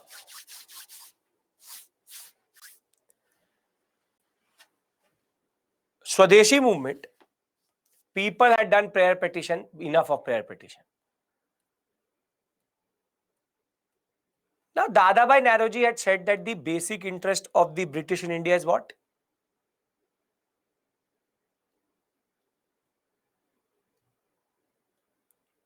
Is looting, economic. The basic interest of the British in India is to drain India, is to, in a way, use Indian economics to its interest. So the people said, okay, you want to loot, your basic understanding is economic, right? Okay, we will hit you where it hurts the most, wherein we will now do what is called as boycott. We will now do boycott. Boycott of what? 2 things. English commodities and English institutions. And what was chosen was 2 very important things. Cloth, British cloth, and liquor. Liquor means alcohol. Alcohol and liquor were the 2 things which they wanted to hit the most, specifically British cloth. What they started to do, and you would have seen this, is called picketing, and they started to burn the cloth. They started to take the cloth, put it into the fire and burn British cloth. Any British cloth will be burnt. People refused to buy British cloth. Liquor shops which used to sell English beer, English wine or English alcohol was again boycotted. And now people came on the streets to boycott anything and everything which was British. But what is equally important is that the second boycott was about institutions, schools and colleges, and English enterprises. Very simply, students gave up their education in English run schools. Any enterprise which actually was run by the British, they would not buy anything of it.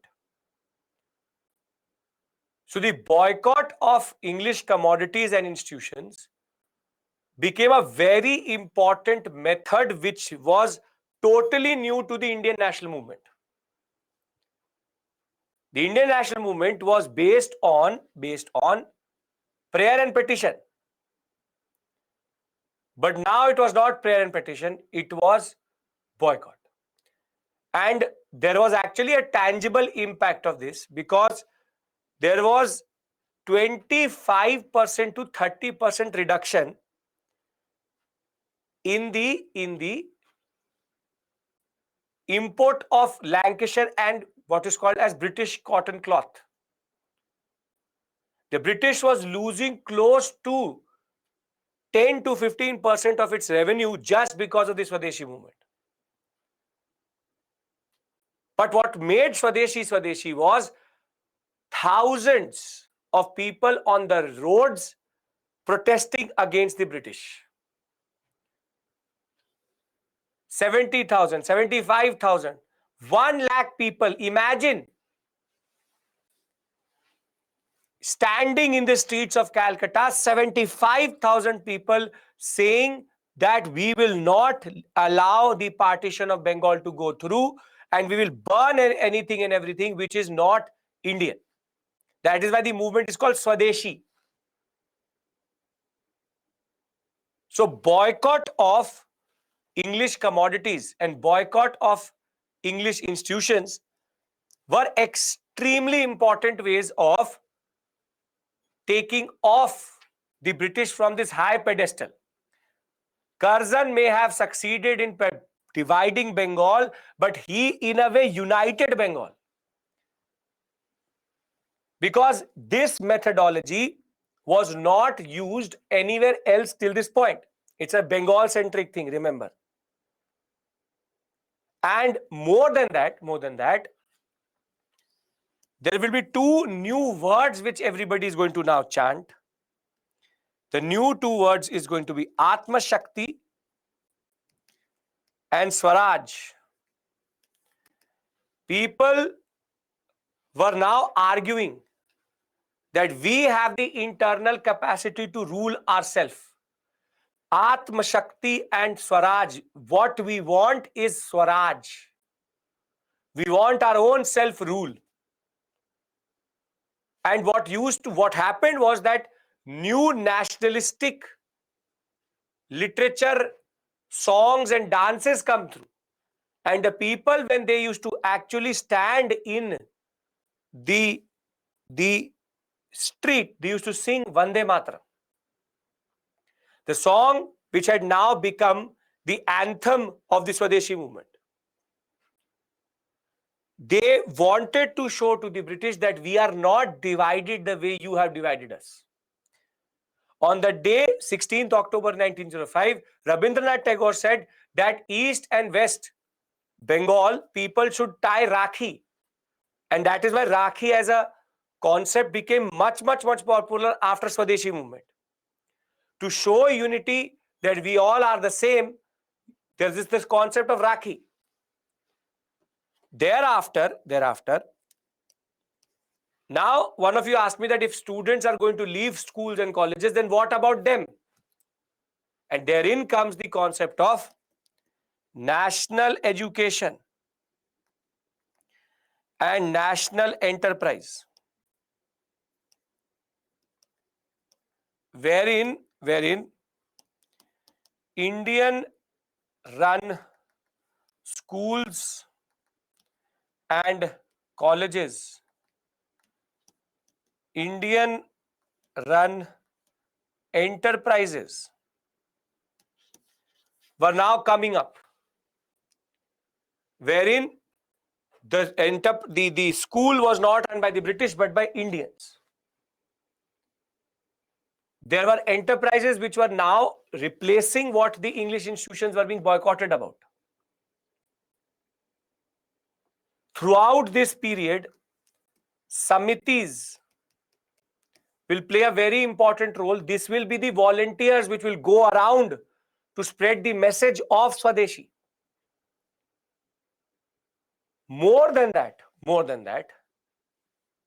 the new way in which the cultural expression came through was also extraordinary, in the sense that based on the concepts of self-rule and self-reliance, Atma Shakti and Swaraj, now cultural expressions are also coming through. So in India, Swadeshi movement is a breakthrough movement. The extremists burst into the nationalistic agenda and nationalistic history with a bang, which is called Swadeshi.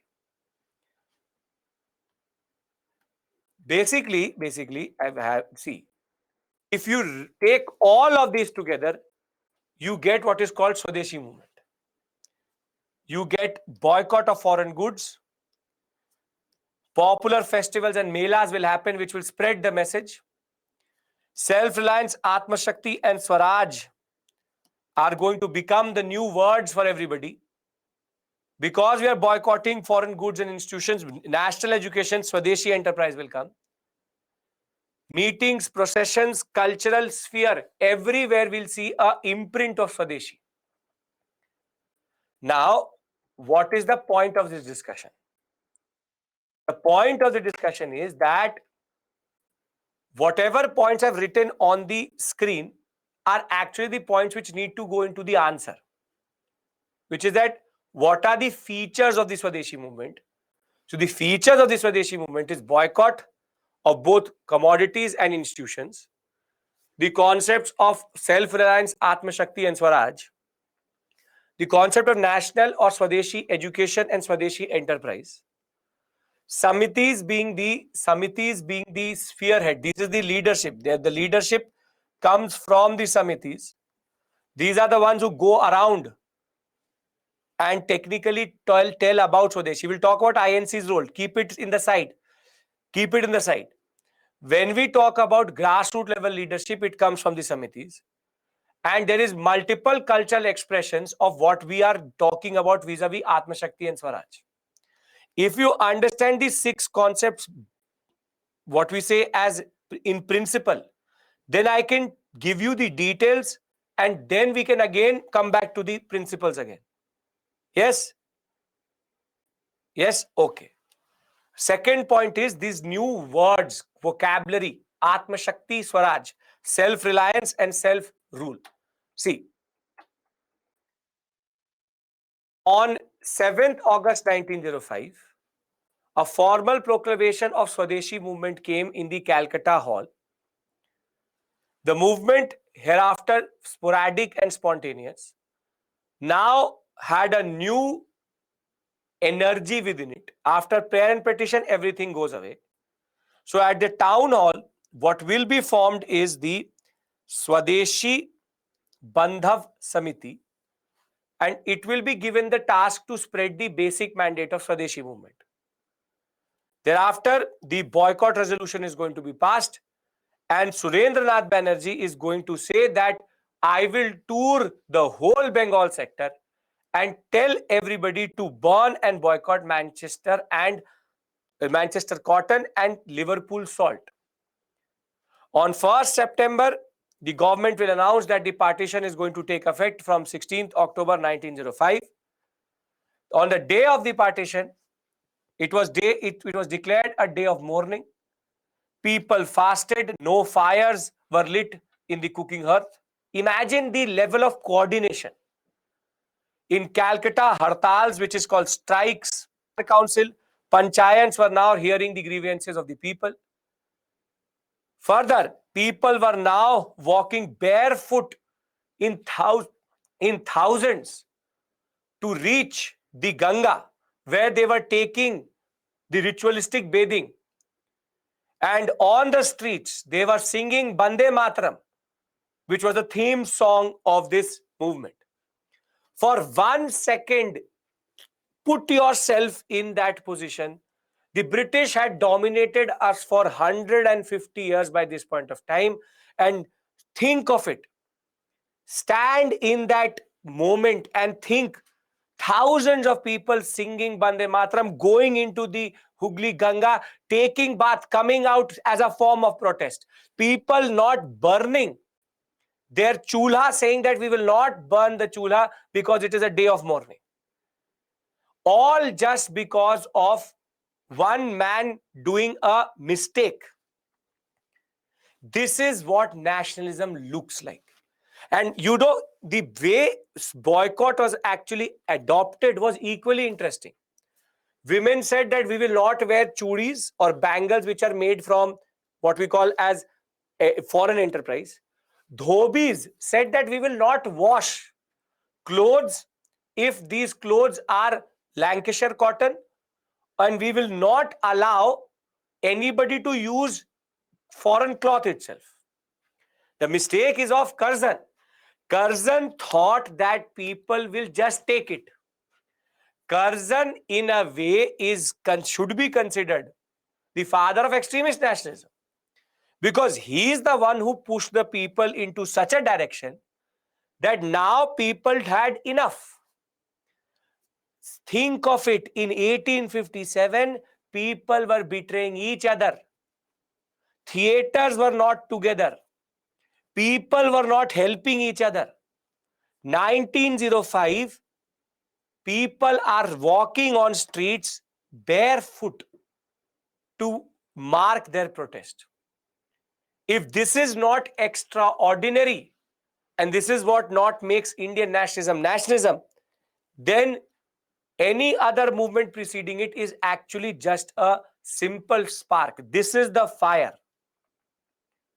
Further, people tied Rakhi. Again, I will tell you it is limited to Bengal. I will tell you the problems. Don't worry about that.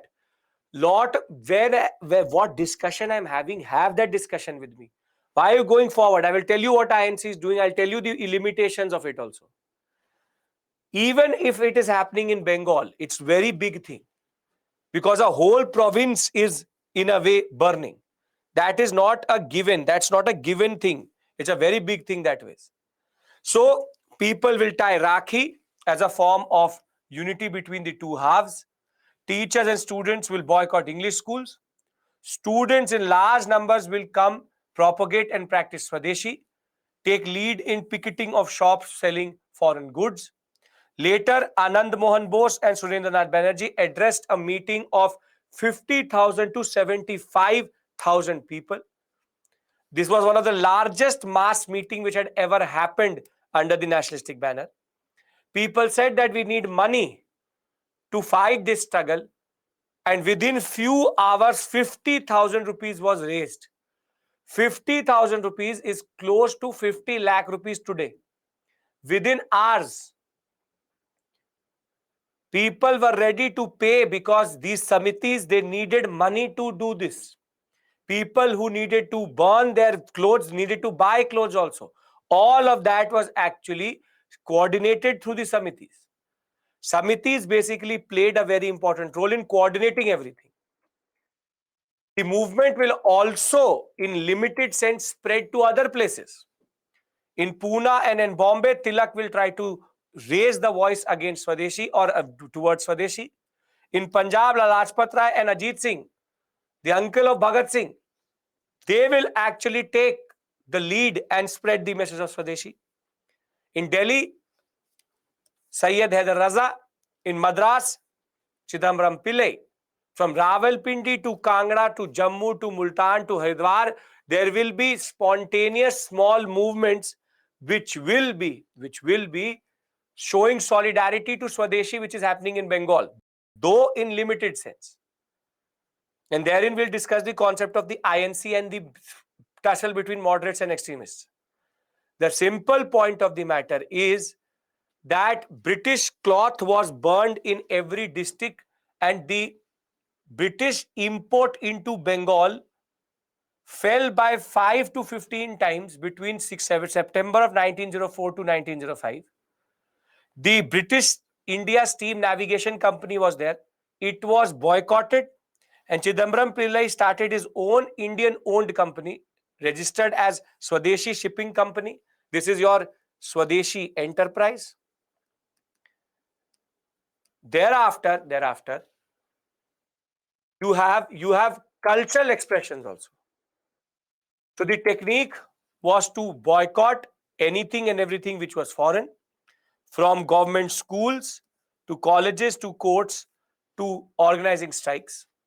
There was public burning of foreign cloth. From corner to corner in Bengal, everywhere where you see, burning of cloth was happening. Women refused to wear bangles made out of foreign glass. Do not serve in foreign utensils. Washermen refused to wash foreign clothes. And priests were not ready to take prasadam if in the prasad there was foreign sugar. So if you're not making your offering to God in Indian sugar or in jaggery, if it has foreign sugar, they will not even give it to God. Everybody appropriated Swadeshi in their own way.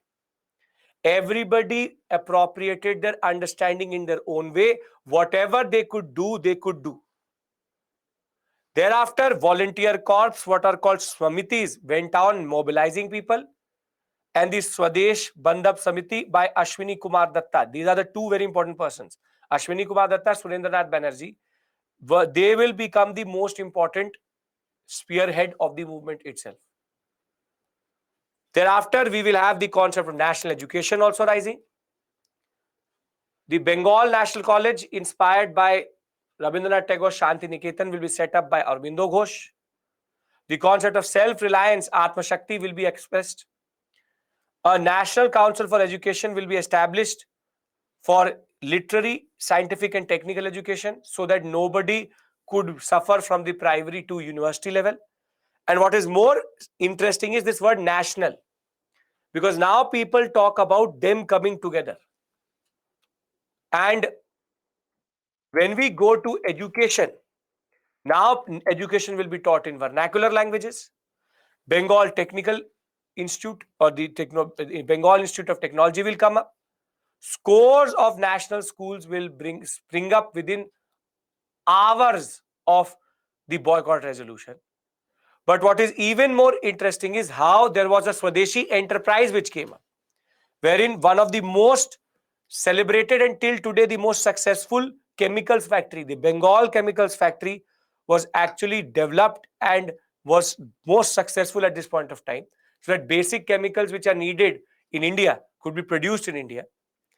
But if something was also a very important product of this movement, was also cultural expressions.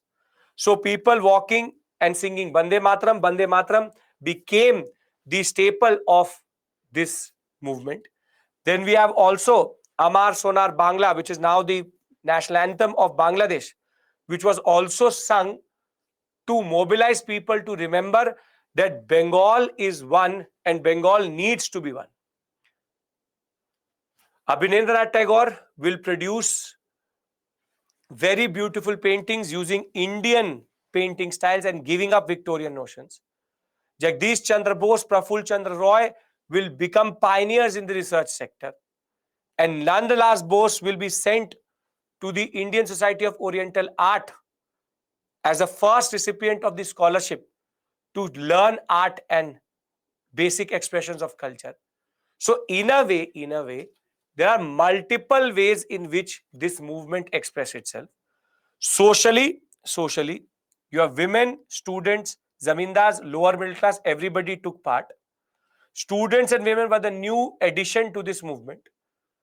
There was also a lot of attempts which were created so that strikes could also happen simultaneously. But the only group which stayed away was the Muslim population, because they had been enchanted by the concept of a province to them, and Curzon was successful in that way to show them that it was that in their interest to keep the partition of Bengal intact. Now, if you look at it, the past 7 slides, I don't think anybody can summarize it in 250 words. There's a lot of detail I've given you. When this much detail is there, the question can never ask you, give us the course of Swadeshi movement, because then the answer cannot be written in 250 words itself. So rather, what I suggest to you is, I'll give you the flowchart again. Let's discuss the concepts again, and that is what you're going to write in the examination. But I hope that now you have an understanding of what Swadeshi looks like. Right? Getting my point? Yes? Great. So everything which you saw here, all of this is just for your reference, just to show you what it took.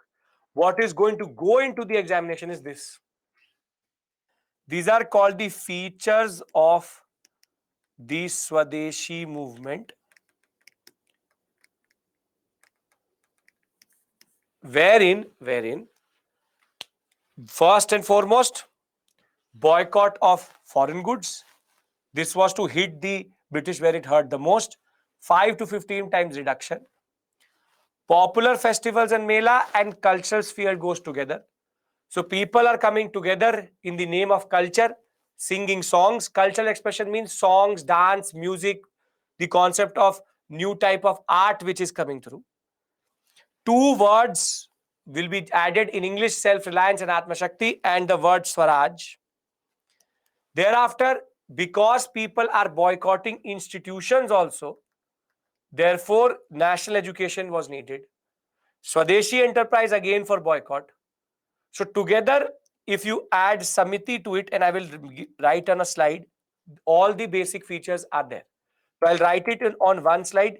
Please pay attention to this discussion. As it is, I hope that Swadeshi is making sense to you. Why am I telling you this? Please understand this. We take associations, all of these things as given. Stand with me in 1905. Having not seen one person sing a song together, 75,000 people standing and expressing themselves in this way is extraordinary. It is called the first moment of mass movement. And though it has its limitations, this was not the way we expressed our nationalism. So please, for once, keep yourself in that moment. Then it will give you the real meaning of this movement. Because much more is to come. But this is the break where everything changes. Right? So what do you write in the examination?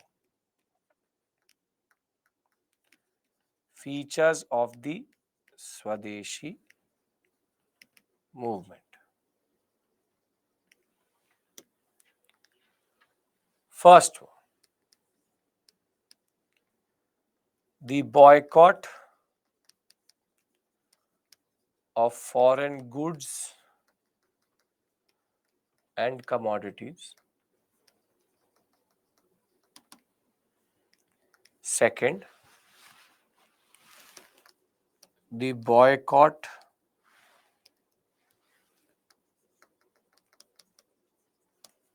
of foreign enterprises and institutions. Thereafter,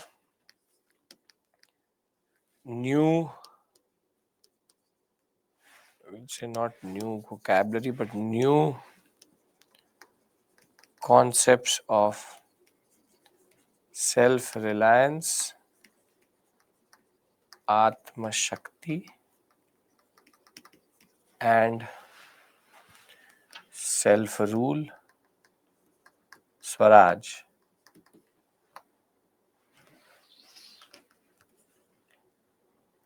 National education, schools and colleges. National enterprises. 6 samitis as the mobilizing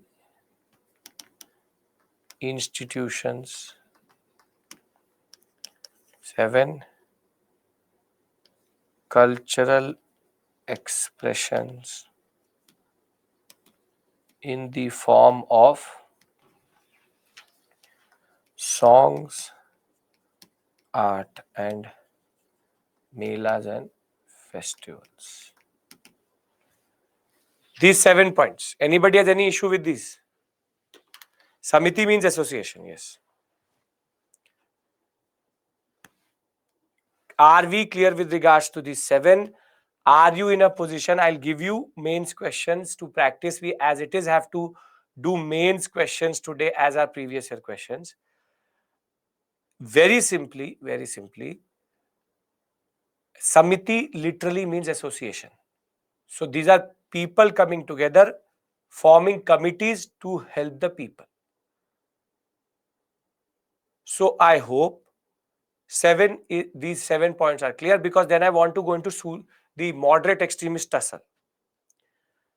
Yes, I'll give you 2-3 questions to practice. Don't worry about that. Because now comes the more interesting aspect of Swadeshi. Right. I want everybody's acceptance. Come on. Great. Now,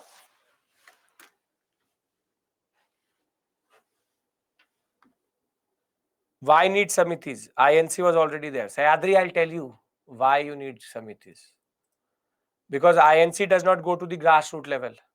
But more than that, INC was in disarray at this point of time. I will tell you that.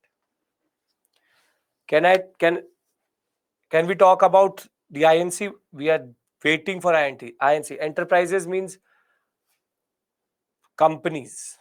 Okay. Now, see, in the background, the Swadeshi movement is on. Swadeshi movement is on. So the background is Swadeshi movement. So now the question is, how should INC respond to it? How should INC respond to it? One thing should be clear, that the majority of the members are part of our moderates, but there's a new leadership which emerges, who are called political extremists. I will tell you, because on Tuesday when I will come back, I will discuss extremists in 2 ways. Extremism expressed in India in 2 ways. One is called political extremism and the other is called revolutionary activities. The Anusilan Samiti, Birendra Kumar Ghosh, Mitra Mela, Abhinav Bharat, all of that on Tuesday. Monday is a holiday, please note that. Now, the new leadership which are political extremists, specifically Lala Lajpat Rai, and you have Tilak along with Bipin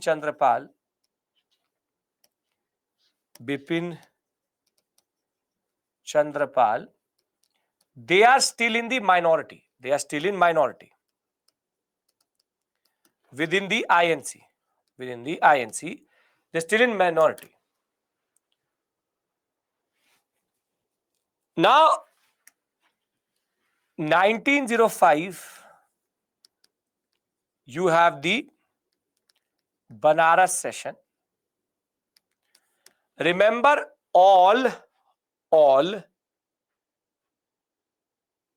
what we call as INC sessions happen in December.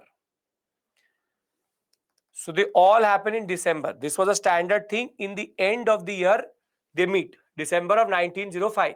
So they're meeting in December of 1905. Has the Swadeshi movement started? The sessions I'm telling you are important. But the ones I discuss in class directly, very, very important. So the Swadeshi movement has already started in August. And already by October, partition has also happened. So now at the Banaras session, the president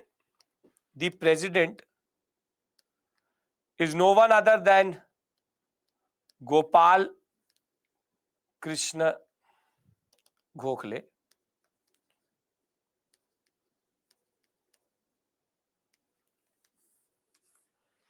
And now Gopal Krishna Gokhale is under pressure. He is under pressure from Tilak, from Lala Lajpat Rai, that the INC should adopt the Swadeshi program, and send it to every part of India and make it into an all India level movement. So whilst the moderates are ready to endorse the Swadeshi program, what we discussed the features, for Bengal, the extremists rather want that the program should be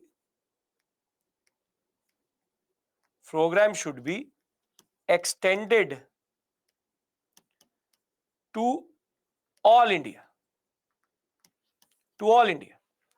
That every part of India should be sent, from Madras Presidency to Bombay Presidency to Punjab to Awadh to Northwestern Frontier Province, everybody, INC should now endorse this plan for India. But would the moderates agree to something like this? No. So while the moderates were ready to accept this, they were not ready to extend it beyond Bengal. So the moderates dominate the session and pass a resolution against the wish of extremists, limiting the resolution and program to Bengal. So the moderates still are not learning from their mistake, and a very important personality in the background is Firoz Shah Mehta. Firoz Shah Mehta, Gokhale, along with Surendranath Banerjee and a person called Rash Bihari Ghosh. Remember, his name is Ghosh, not Bose. Rash Bihari Bose is some different personality. The very simple point is, the moderates are not ready to agree to an all India level movement. For anybody, understand, Shelly, the concept is Banaras session, Gopal Krishna Gokhale is the president. The moderates are ready to endorse a plan for Swadeshi program that yes, INC also supports the Swadeshi program, but the extremists say that INC should take the Swadeshi program for Bengal, but also extend it to the other parts of India. But what the moderates do is that they don't allow this resolution to go forward. Rather, they pass their own resolution saying, yes, we'll limit everything to Bengal. Bengal Swadeshi program is acceptable to us. They fear either the British crackdown, they fear the British wrath, or they are just moderates. They are just moderates. They are not revolutionary. They are not radical. They can't fathom an all India level movement. So is Banaras session clear? Banaras session, Gokhale had an opportunity to extend everything to India level. He didn't. He kept it to Bengal. And by doing that, the moderates showed that they still controlled the INC and they will not let too radical a plan or too radical a concept to be pushed to them. Right? So the extremists and moderates are now tussling. So there's a tussle which starts to begin between the INC, wherein the moderates want to push it somewhere, the extremists want to push it somewhere. So there is a little bit of a tussle, friction which starts to develop. Is Banaras session clear? Okay. Thereafter, now this question comes to 1906 session. The session is happening nowhere else but in the epicenter of the movement itself, Calcutta. And one of the most towering figures in the moderates, Dada Bhai Naroji, is himself the president. Dada Bhai Naroji.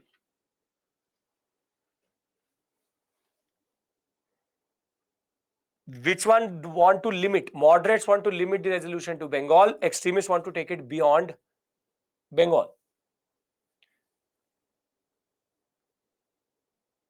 Now, everything I am writing down is already in the PPT. Listen to me, your issues are totally different. December of 1906, Calcutta session, president is Dada Bhai Naroji, and the question is again coming up, which is what to do with the Swadeshi program. What to do with the Swadeshi program. So there is a tension between moderates and extremists. This tension is building up,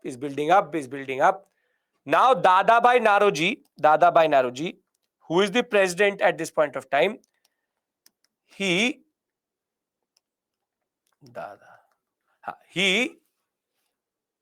has this golden opportunity to extend the program across to India, and that is what Tilak wanted, that is what Lala Lajpat Rai wanted. Extremists still are pushing for that. These are all INC sessions, yes. But Dada Bhai Naroji does something which will diffuse the situation, but will also not do good for the extremists. Dada Bhai Naroji will argue that the INC endorses the Swadeshi movement and program,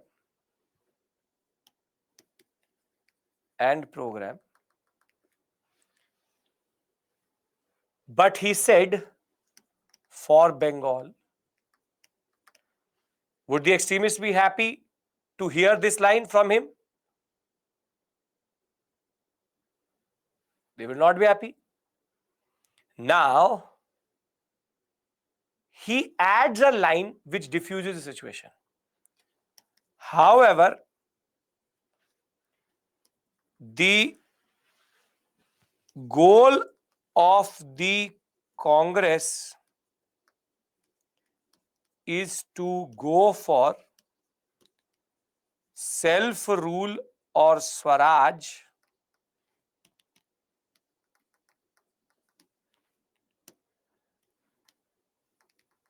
within the empire or British colonies. Now he said it also, but he said it in the wrong way also. He said INC endorses Swadeshi movement and program for Bengal. However, for the first time, it comes out of the mouth of a moderate. Self-rule, Swaraj. He says Congress will go for Swaraj as its goal.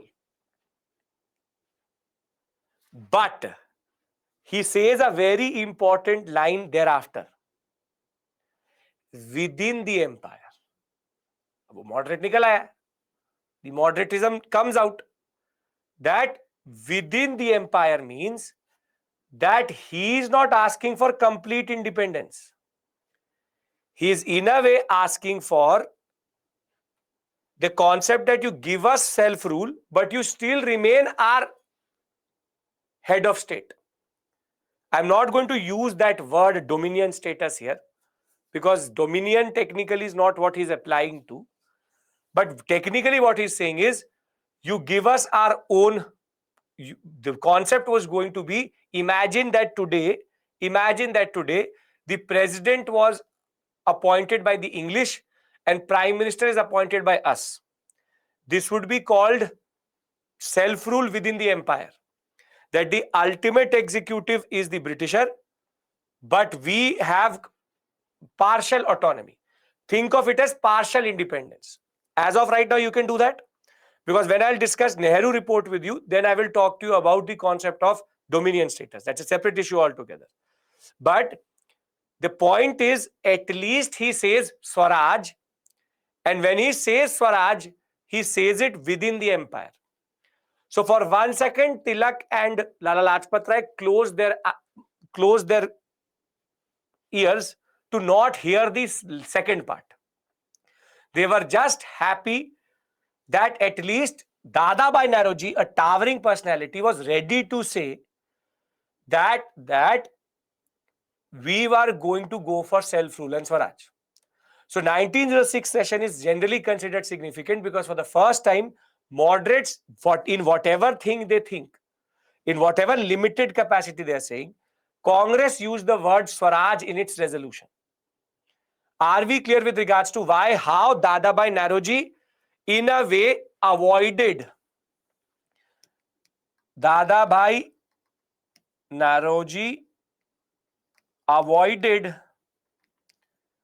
conflict or a split or a fight at this session? Are we clear with regards to this? Dadabhai Naoroji is a moderate, proper moderate.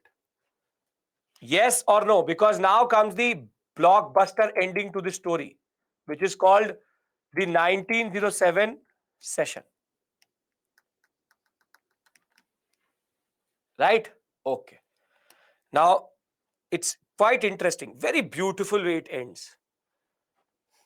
Know what is within the empire. The concept of within the empire is that we get certain type of our government, but the British still rule us. Think of it like that.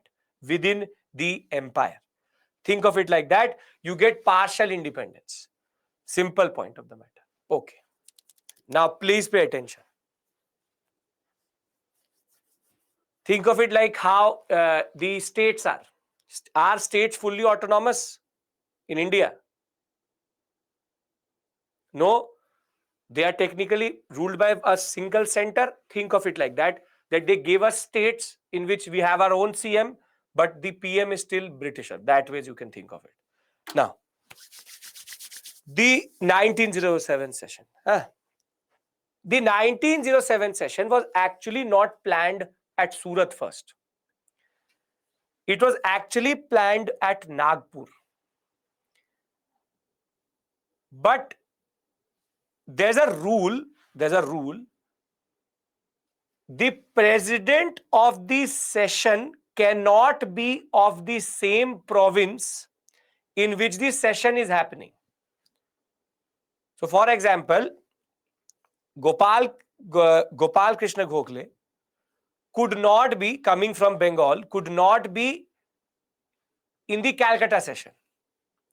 So if you are part of that presidency, you can't be the member or the president in that regard. The president is elected from within the members itself. But the simple point of the matter is that, very simply, the rule says that if you're from the same province, same presidency, you can't be the president. Can we agree to this rule? As much as absurd it may be, I don't care. We can agree to this. Now, the extremist said that in order to actually make the INC do something, we need to get the presidentship. So Tilak was considered the candidate. So the extremists said, let's create the candidature for Bal Gangadhar Tilak. Bal Gangadhar Tilak can be the president, and then we say Swadeshi for all India. This was the plan. Now somebody went into the ears of Firozshah Mehta and said, Tilak is getting ready to become the president. And Tilak is such a high towering figure in India that nobody could ever defeat him vis-a-vis a president election. So now the moderates come up with a plan. See, Nagpur and Surat are in two different provinces at this point of time. Nagpur doesn't fall under, as of right now, in the Bombay presidency. It's part of a smaller area which was called, later named as Central Provinces. On the other hand, Surat falls under Bombay presidency. So the initial plan to do it at Nagpur could not have debarred Tilak from becoming the president. So the moderates, what they do is that they shift the session to Surat. And by shifting it at Surat, automatically Tilak becomes debar. Now Tilak can't stand because it is in the same province from which he comes from. Now the extremists now start to boil over that these moderates, rather than taking it at Nagpur, last moment when you change, why?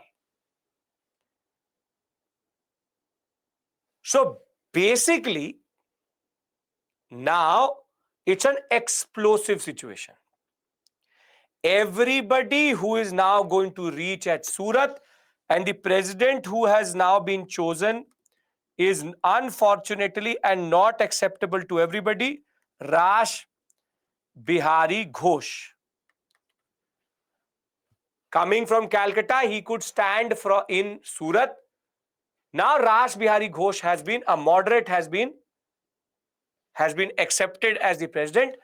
Now imagine with me, it's beautiful. The Nagpur session, the Surat session is happening, and it's a very big hall. It's a big hall. 1,500 delegates were planned to come to this location, Surat. Surat had been chosen very specifically to debar Tilak. I hope you understand that point, because Nagpur he would be eligible, but Surat he won't be.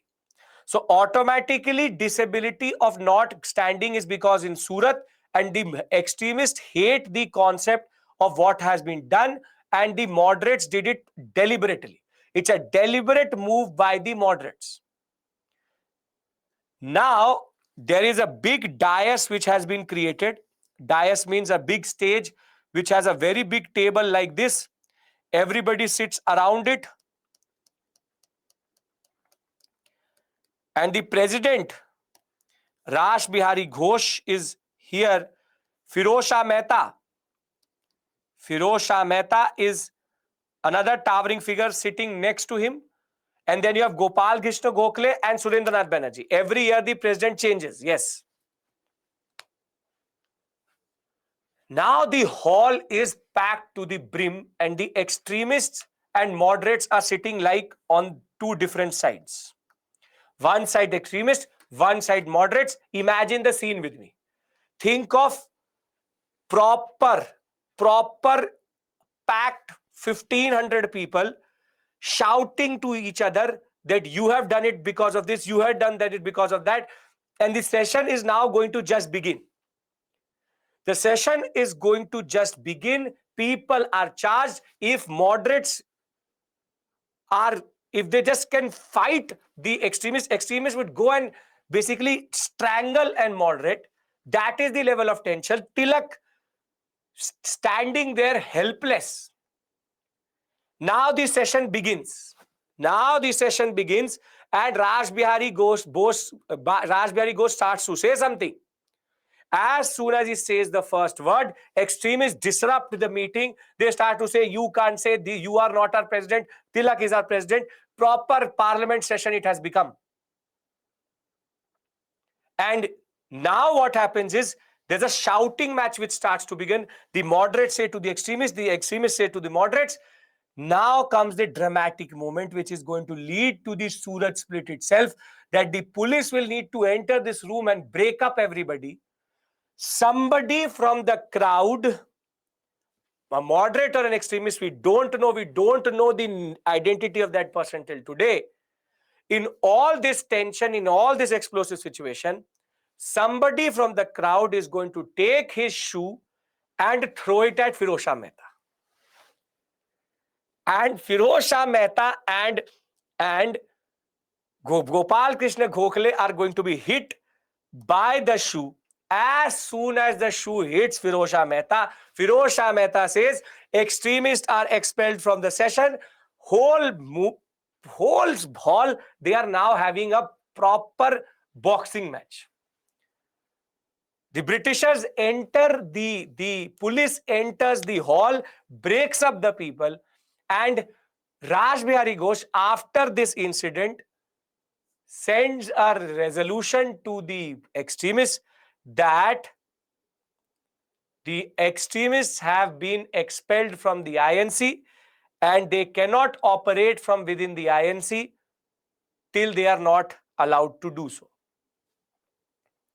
And this is the pretext of your Surat split. So a split happened over Firoz Shah Mehta getting hit by a shoe. Standard Indian, proper. Such beautiful expression of Indian anger, because we are the ones who can actually throw chappals. So somebody threw a chappal, shoe, whatever you want to call it, on Firoz Shah Mehta, and that is the reason for the Surat split. Now you tell me, how do we explain it to someone that why did the Surat split happen? The British obviously would be happy. The British obviously would be happy because this is what they wanted. But this showed the immaturity of the INC. And what is ironic is that as soon as the extremists and the moderates are going to split, Swadeshi movement is going to become weak and it will also fizz out. And ironically, it is only going to be in 1916 that the moderates and extremists will come together. For 9 years, extremists were not allowed to be members of the INC. INC is going to become this small gathering of moderates who pat their back and say, yes, everything is perfect, everything is perfect, everything is perfect. So you asked me, what did the INC do about Swadeshi? This is what they did. They fought within themselves. They will come together, I will tell you, Lucknow Pact, because INC had become more or less useless by this point of time. Gandhi is going to come back, but more it was related to Annie Besant. Annie Besant was going to become the president. Everybody said that we should show some unity to at least the Scottish lady, and more than that, Indian INC had become more or less redundant by that point of time. So Lucknow Pact, even Muslim League comes together. You will see. As of right now, do you understand the importance of 1905, 6 and 7 session? Can you remember their presidents? And now do you know why the Surat split happened? If you understand it, I'll read it out of the PPT also. Yes? Okay. Climactic moment, shoe being thrown to the head of Firoz Shah Mehta. Okay. Now, let's read the story. And then we can talk about formation of Muslim League, and then we'll do previous year questions. Tilak is an extremist, yes. In the December of 1905 session, Banaras session, Gopal Krishna Gokhale was the president. Extremists had differences with the moderates at this point of time also. Firoz Shah Mehta is a moderate, yes. The extremists wanted to extend boycott and Swadeshi to regions outside Bengal and also to include all forms of associations within the boycott program and start a nationwide mass movement. The extremists wanted a strong resolution supporting their program at the Banaras session. The moderates, on the other hand, were not in favor of extending the movement beyond Bengal and were totally opposed to a boycott program of councils and associations.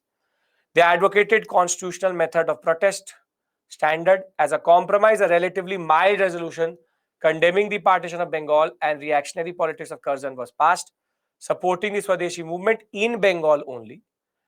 This succeeded in averting the split in 1905. In 1906, the word Swaraj was used for the first time by Dadabhai Naoroji, though its connotation was not fully spelled out, and there were difference in interpretation of moderates and extremists. The extremists were, however, encouraged by the fact that at Calcutta session, a call for passive resistance, boycott, colleges, legislative council, and municipalities and law courts was passed at least. However, the extremists wanted the 1907 session to be held in Nagpur, central provinces, with Tilak or Lala Lajpat Rai as the president, with a reiteration of Swadeshi boycott and national education resolutions. However, the moderates wanted the session at Surat in order to exclude Tilak from the presidency, since leader of the host province could not be the president of the session, Surat coming in the same home province of Bombay as Tilak. Instead, they wanted Raj Bihari Ghosh to be the president and sought to drop the resolution of Swadeshi boycott and national education. Both sides adopted a rigid position, leaving no room for compromise.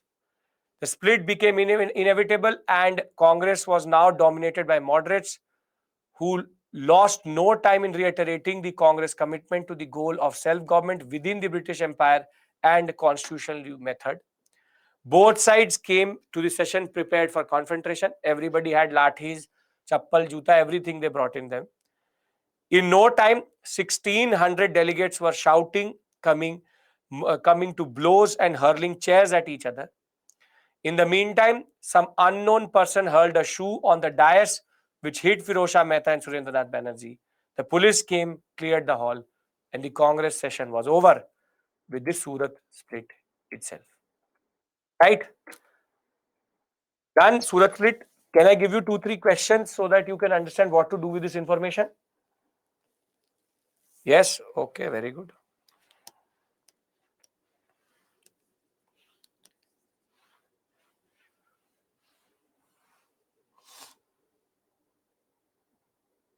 Shoe, Vivek, write shoe in the exam. Chappal अच्छा नहीं लगेगा. Shoe.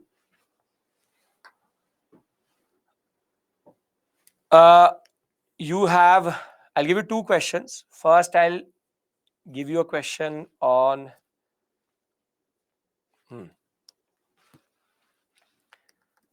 the partition of Bengal was not based on administrative inconvenience,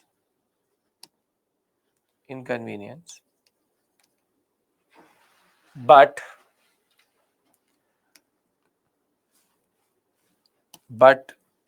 a much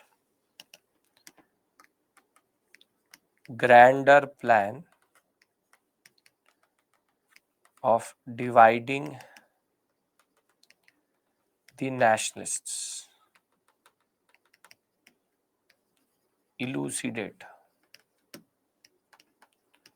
Can you write this question? 250 words.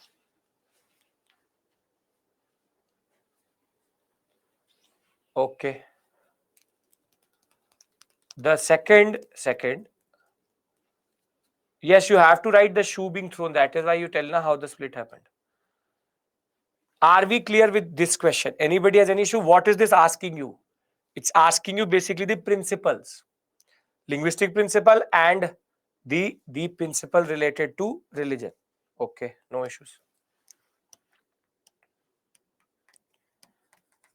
The Swadeshi movement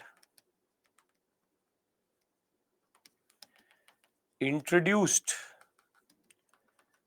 into Indian national movement elements unknown previously. Discuss.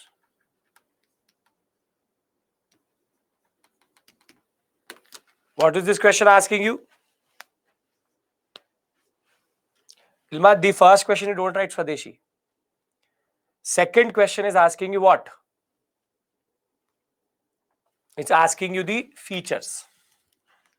That what are the elements which were added by the Swadeshi movement into our Indian national movement. Right? So you get it how they can ask you a question as it is, or tomorrow you will get 5 more questions from me in your portal and a whole set of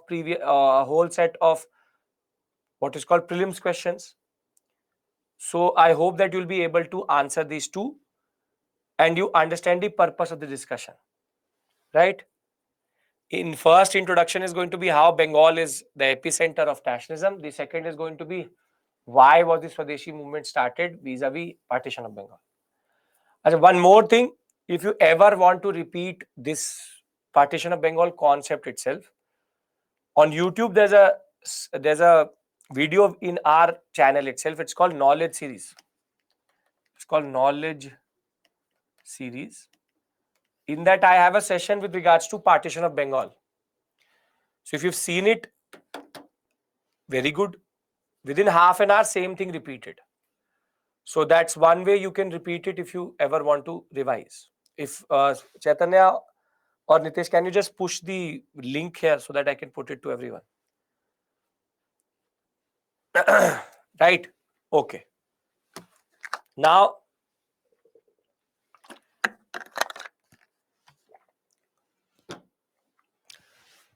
we are clear about all of this. Let's talk about Muslim League. 1 minute it will take us, but then we have to do previous year questions mains. Read 2 questions. Achha, you want me to read the 2 questions? The partition of Bengal was not based on administrative inconvenience, but thank you, Chaitanya. Thank you. I have pushed a comment from Chaitanya. That is the link. The partition of Bengal was not based on administrative inconvenience, but a much grander plan of dividing the nationalists. Elucidate the Swadeshi movement introduced into the Indian national movement. Elements unknown previously. Discuss. Okay. Now, see, a very small thing which I need to discuss with you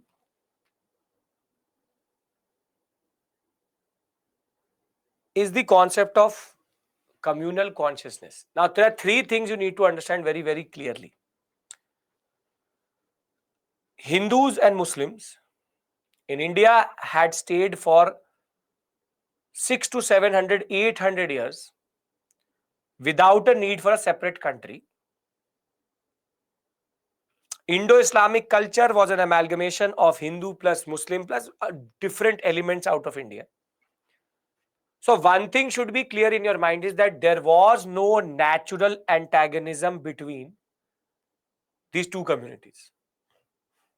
In the same mohalla, these same religions stayed for hundreds of years without any issue. Partition of Bengal did go through, only annulled in 1911, I will tell you that. So remember one thing, that there is nothing natural between conflict between religions in India. It is rather the British who cultivated it.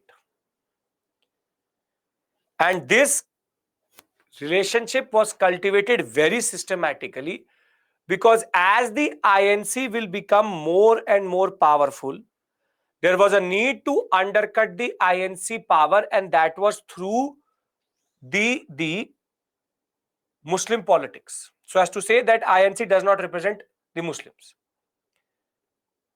But in 1906, there was a organization which was formed, which was called Muslim League. It's called the Muslim League. It was developed at Dhaka. Basically, it was developed by Curzon's understanding, who had taught the Eastern Bengal intelligentsia that it is in your interest to stay away from Swadeshi movement. The British had taught us that separate interests and separate agendas were linked to Hindus and Muslims.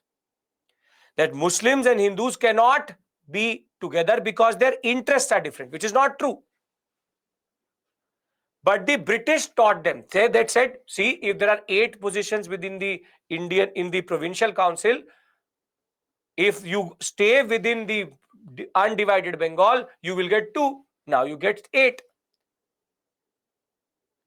So the concept is some men, and Muslim League did only represent some men, some handful of men, just because they wanted some power in their hand and a stable income from the British, they sold off India and in that sense also created Pakistan. So Dhaka 1906, a person called Sultan Muhammad Shah, and he was having a title which is called Aga Khan. Aga Khan is an honorary position and basically the spiritual post of Shia Muslim community. Basically, there are Sunnis and there are Shias. There are 2 communities within Muslims, Shia and Sunni.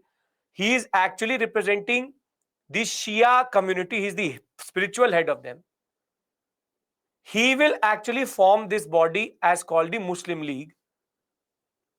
You will have Nawab Wakar ul Mulk and Nawab Mohsin ul Mulk, who will be also part of it. But basically, Jinnah was not part of this movement initially. Jinnah's first membership was actually in the Indian National Congress. He was first a part of the INC, then he became a member of the Muslim League. And that change comes when we will discuss in 1909, there will be what is called a Shimla deputation, with 58 delegates of Muslims all across India will go and meet the Viceroy to say that we have our own interests. And in that group, you had Jinnah, Jauhar, Shaukat Ali, Hakim Ajmal Ansari. Hakim Ajmal Ansari is the only person who was a president of the Congress also, the Muslim League also, and the All India Khilafat Committee, which is non-cooperation. First Chancellor of Jamia Millia Islamia, and you also have the Raja of Mehbubabad. The point is, my discussion doesn't really matter with regards to who formed the Muslim League. I want to tell you one thing for sure, and you need to note this very, very clearly. The Muslim League never amounted to nothing till 1936. And I will teach you this when I will reach those periods. Between 1906 to 1936, the Muslim League was 0. Nobody knew Jinnah. When the 1936 elections will happen, Jinnah and Jinnah's Muslim League. Shalu, I'll discuss Shimla deputation. Don't worry about that. The 1906 to 1936 period, when in elections will happen after the Government of India Act 1935, the Muslim League got within the Muslim community 3% vote share. 3% vote share from all Muslims in India. But you fast forward 10 years to 1946, and Muslim League had 89.9% of the Muslim vote. And this 10-year is the period of Lilithgo. Jinnah was made from zero to hero by Lilithgo. So understand one thing, that there is nothing natural about communities fighting in India. Somehow we forgot a lot of things which the British taught us, but we remembered this thing for sure. So the concept of communal consciousness, the concept of this divide and rule, I will keep on developing. But as of right now, Swadeshi, formation of Muslim League, generally what we've discussed in this class, if it made sense, I would like to go to the previous year questions of mains. Are we clear? Whatever discussion we've had till this point, everything made sense. No issues at all. Generally clear in your mind, right?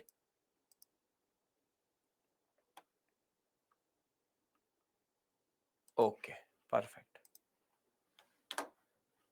Muslim League formed 1906. Now, last week we did previous year questions out of the prelims area.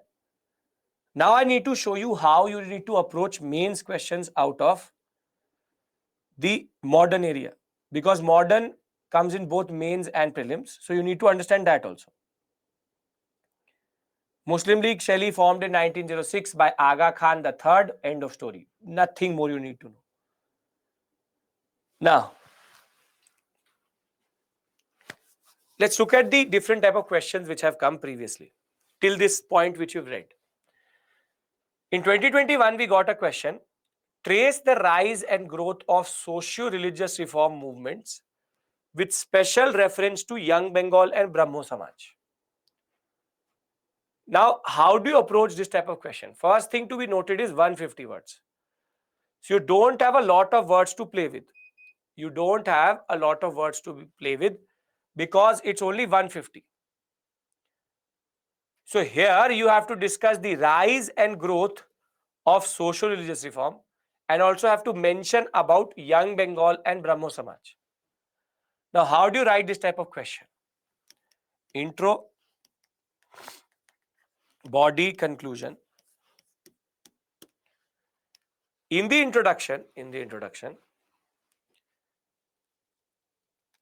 you need to talk about the context in which social justice reform movement started. So you would have to write, for example, that since the advent of the British in India, they had expanded and consolidated their position very systematically. And once they had introduced the concept of education policy, the next zone of intervention was the social. However, they were only ready to influence or interfere in legislative reform, specifically sati, infanticide, and slavery. So therefore, there was a need for the Indians to take command and change India. Now, the first part of your body is going to deal with rise and growth. So you would have to say why did the social religious reform movement happen? So in the body you will write that, for example, the middle class intelligentsia did not like the critique and the way missionaries were criticizing Indian society. There were social evils in India which persisted, so there was a need for a better outlook also. So it is based on the moral justification which the British gave for its rule in India, along with the concept that the British were using and criticizing this concept to rule us. So therefore, our reformers rose up to the occasion and went after the social evils of child marriage, no widow remarriage, this, that, whatever you want to write. Now you will say there were two very important movements which arose or rose out in India, in Bengal. One, the Brahmo Samaj, and the Young Bengal. Now you tell me one thing. Do you have the space to write the whole history of Brahmo Samaj? No. Obviously, you will not write Brahmo Samaj became Brahmo Samaj, Adi Brahmo Samaj. No. You will just say that Brahmo Samaj represented the following and its contribution is as such.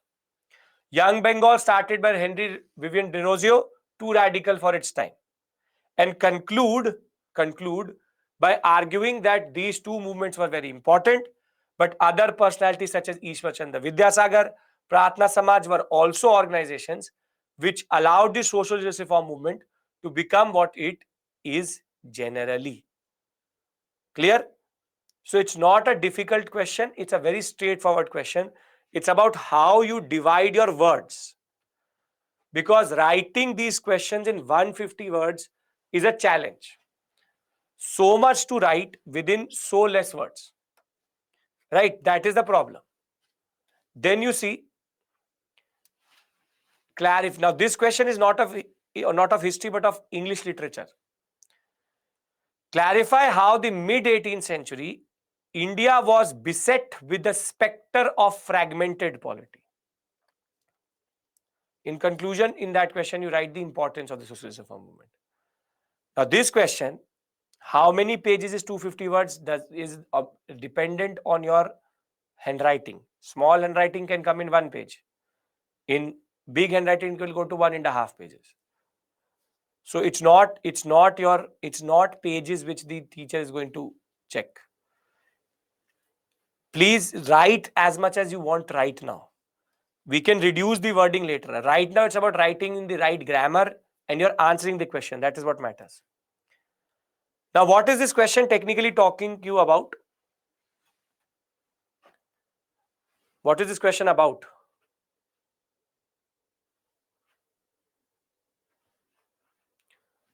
Mid-18th century beset with spectre of fragmented polity. What is this actually question asking you? You tell me the concept, I will... What? Internal conflict of Indian states? No. Yes, Ilma, very good. Not decline of Mughals, not establishment. I've done a small theme with you. You know that. Yes. Successor and rebel states. It's actually asking you in the mid-18th century, India was beset with spectre of fragmented polity. Beset means that if you look at the Indian political structure, the main thing which is marking it is fragmented polity. So fragmented polity means Bengal, Awadh, Hyderabad, Carnatic, Sikhs, Marathas, Rohillas. So is this question actually difficult? No, you don't have to discuss the wars here. You actually have to discuss the political scene of India.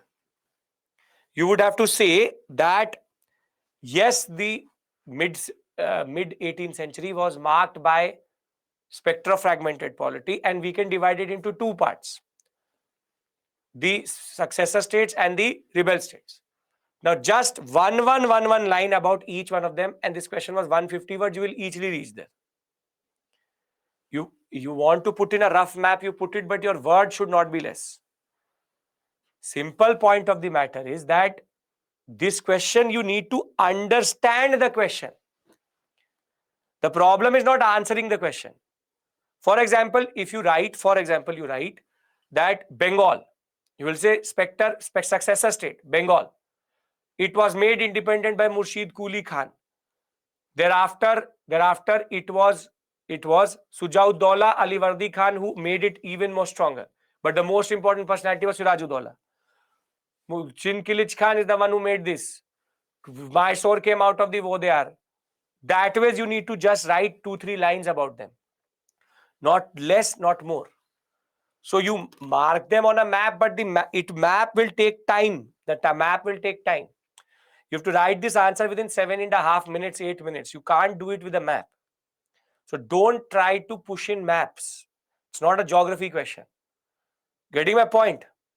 The point is this question is not difficult to answer. It's difficult to understand because it's wording the question in a very difficult way. So that's why I said this question is not of history, but actually of English literature. If you can understand the English literature aspect, which is the language, beset, spectre, fragmented polity, you will automatically understand it. Right? Okay, very good. Now, examine critically the various facets of the economic policies of the British in the mid-18th century till independence. Are you capable of writing the basic features of land revenue settlements, how it is linked to commercialization, and then how it is linked to deindustrialization in 250 words? Anjali, how to understand the question? You need to read, your vocabulary will increase, you will understand it. So this question is just asking you, what was the logic faces? Facets means features. Revise and you will be able to write. The feature was land revenue settlement. Permanent settlement went with Zamindar, Bengal sector. Cannot write too much here again. Then you will write Dhaltwari, South India with the Rayat. Malwari at the Mahal in the northwestern sector. All of this led to the concept of forced commercialization. Forced commercialization was based on the need of the British and our peasants. Thereafter, third, deindustrialization. 10 lines, 20 words, 30 words about each one of them, and your answer will be complete. So it's writing till independence. So you can add drain also. Don't use diagrams. Don't do this in the examination that you make a diagram and let the examiner decide. You see. No. Don't never do that. Don't leave it to the examiner to I've given it to you, you figure it out. Don't do that. Write the answer. Making flowcharts is for your understanding, not to give it to the examiner. So don't like I made a box. Land revenue equals to commercialization equals to deindustrialization equals to drain equals to famine. Now you stop. Now you figure it out what you mean by that. Don't do that. Basic structure is going to be paragraph, then points, then again paragraph. Don't write too much about anything. Land revenue settlements, if you write about one, it will become too much. So you just have to keep it simple. 2-3 lines, 2-3 lines, 2-3 lines. Subheadings, if needed, can be given, but should be avoided generally. But if you need it, you can. Okay. Now, should we give balanced perspective? Yes, you give balanced perspective. What we write in introduction, conclusion. Introduction introduces the topic, conclusion gives you significance, impact. How subheadings work. For example, in the question of spectre, you can very simply write Bengal 1 point like that. Then you can write S this way. But it becomes too much. When it's too much, it becomes too much. That is why I say avoid it. Avoid it. 1857 was the culmination of recurrent big and small local rebellions that occurred in the preceding 100 years of British rule. A very easy question. We've already seen that. It's asking you the causes. That's it. So this question is very easy, generally. Okay. No, you are saying body is easy, introduction, conclusion difficult. It's the other way around. Body is 100 words. Introduction, conclusion is 30 and 20 words. So writing 30 words, you can only give 2-3 lines. What should be easier should be writing the introduction, conclusion. Introduction is always writing this is related to this is related to that. Historical context. On the other hand, the conclusion, impressive introduction. What do you mean by that? You write nothing in the body. By introduction, conclusion, you will get marks. Obviously, you will want. Students do this. They write very heavy words in the introduction, and then I look at the question. They've not even given the subject matter. They're not answering the question also. Don't do that. The introduction should be as small and crisp as possible. It is the body where you get the marks, where you're answering the question. Conclusion, again, nobody really cares. 2 lines you write, that is enough. First, learn how to write a body. Conclusion and introduction, we'll figure it out. You don't have to write a book that you will start to write. Here you start to write that the British came in 1615 and 1613. It was the foolishness of the Indian rulers that they allowed the British to come. This Katha Kahani will take you at least 100 words. Very simply straightforward. That the resistance was happening in India for a very, very long time. And the 1857 was the culmination of that process. Let us see how it was. End of story. So understand this point. Writing the body is important as of right now, not the conclusion and the introduction. That will automatically come to you. As it is, 30 words anybody can write. 100 words related to the question is always difficult. Conclusion is always the significance. That's it. That the revolt of 1857 changed everything for the British in India, from company to crown rule, this, that. End of story. Explain how the uprising of 1857 constitutes an important watershed in the evolution of British policies towards colonial rule. Now, this question is basically impact question. You've talked about Government of India Act 1858. If you talk about the changes in the army, and you have to talk about basically how company rule ended, crown rule started. Again, a very easy question, not a difficult question. Okay. Last question before you leave is, you wanted moderates. You see, why did the moderates fail to carry conviction with the nation about their proclaimed ideology and political goals by the end of 19th century? This question is again basically an English literature question. It's asking you, why did the moderates fail? Can you tell them? Why did prayer, petition and protest not work? This question is about failure, but you see how the question is worded. Failed to carry the conviction of the nation about the proclaimed ideology and political goals by the end of. It's asking you, why did they fail? You will write the moderate methodology and then say that they were redundant and the British were not ready to listen to. Limitations of the moderates. That's it. Upper class character. If you know, I've given you one slide with related to this, right? PP doesn't work. Upper class character, not mass movement, did not believe in the people, this and that, right? So with this, we end our discussion for today. I will see you on Tuesday, Labor Day on 1st. Thank you so much. We have started the national movement. Moderates extreme is done. We'll talk about revolutionary activities, Morley Minto on Tuesday. Gandhi comes to us on Wednesday, and thereafter we enter non-cooperation, Rowlett, CDM. So by the next week, we should be reaching civil disobedience. Thank you. Take care. Have a very, very productive weekend. In a way, your extended weekend, because Saturday, Sunday, Monday.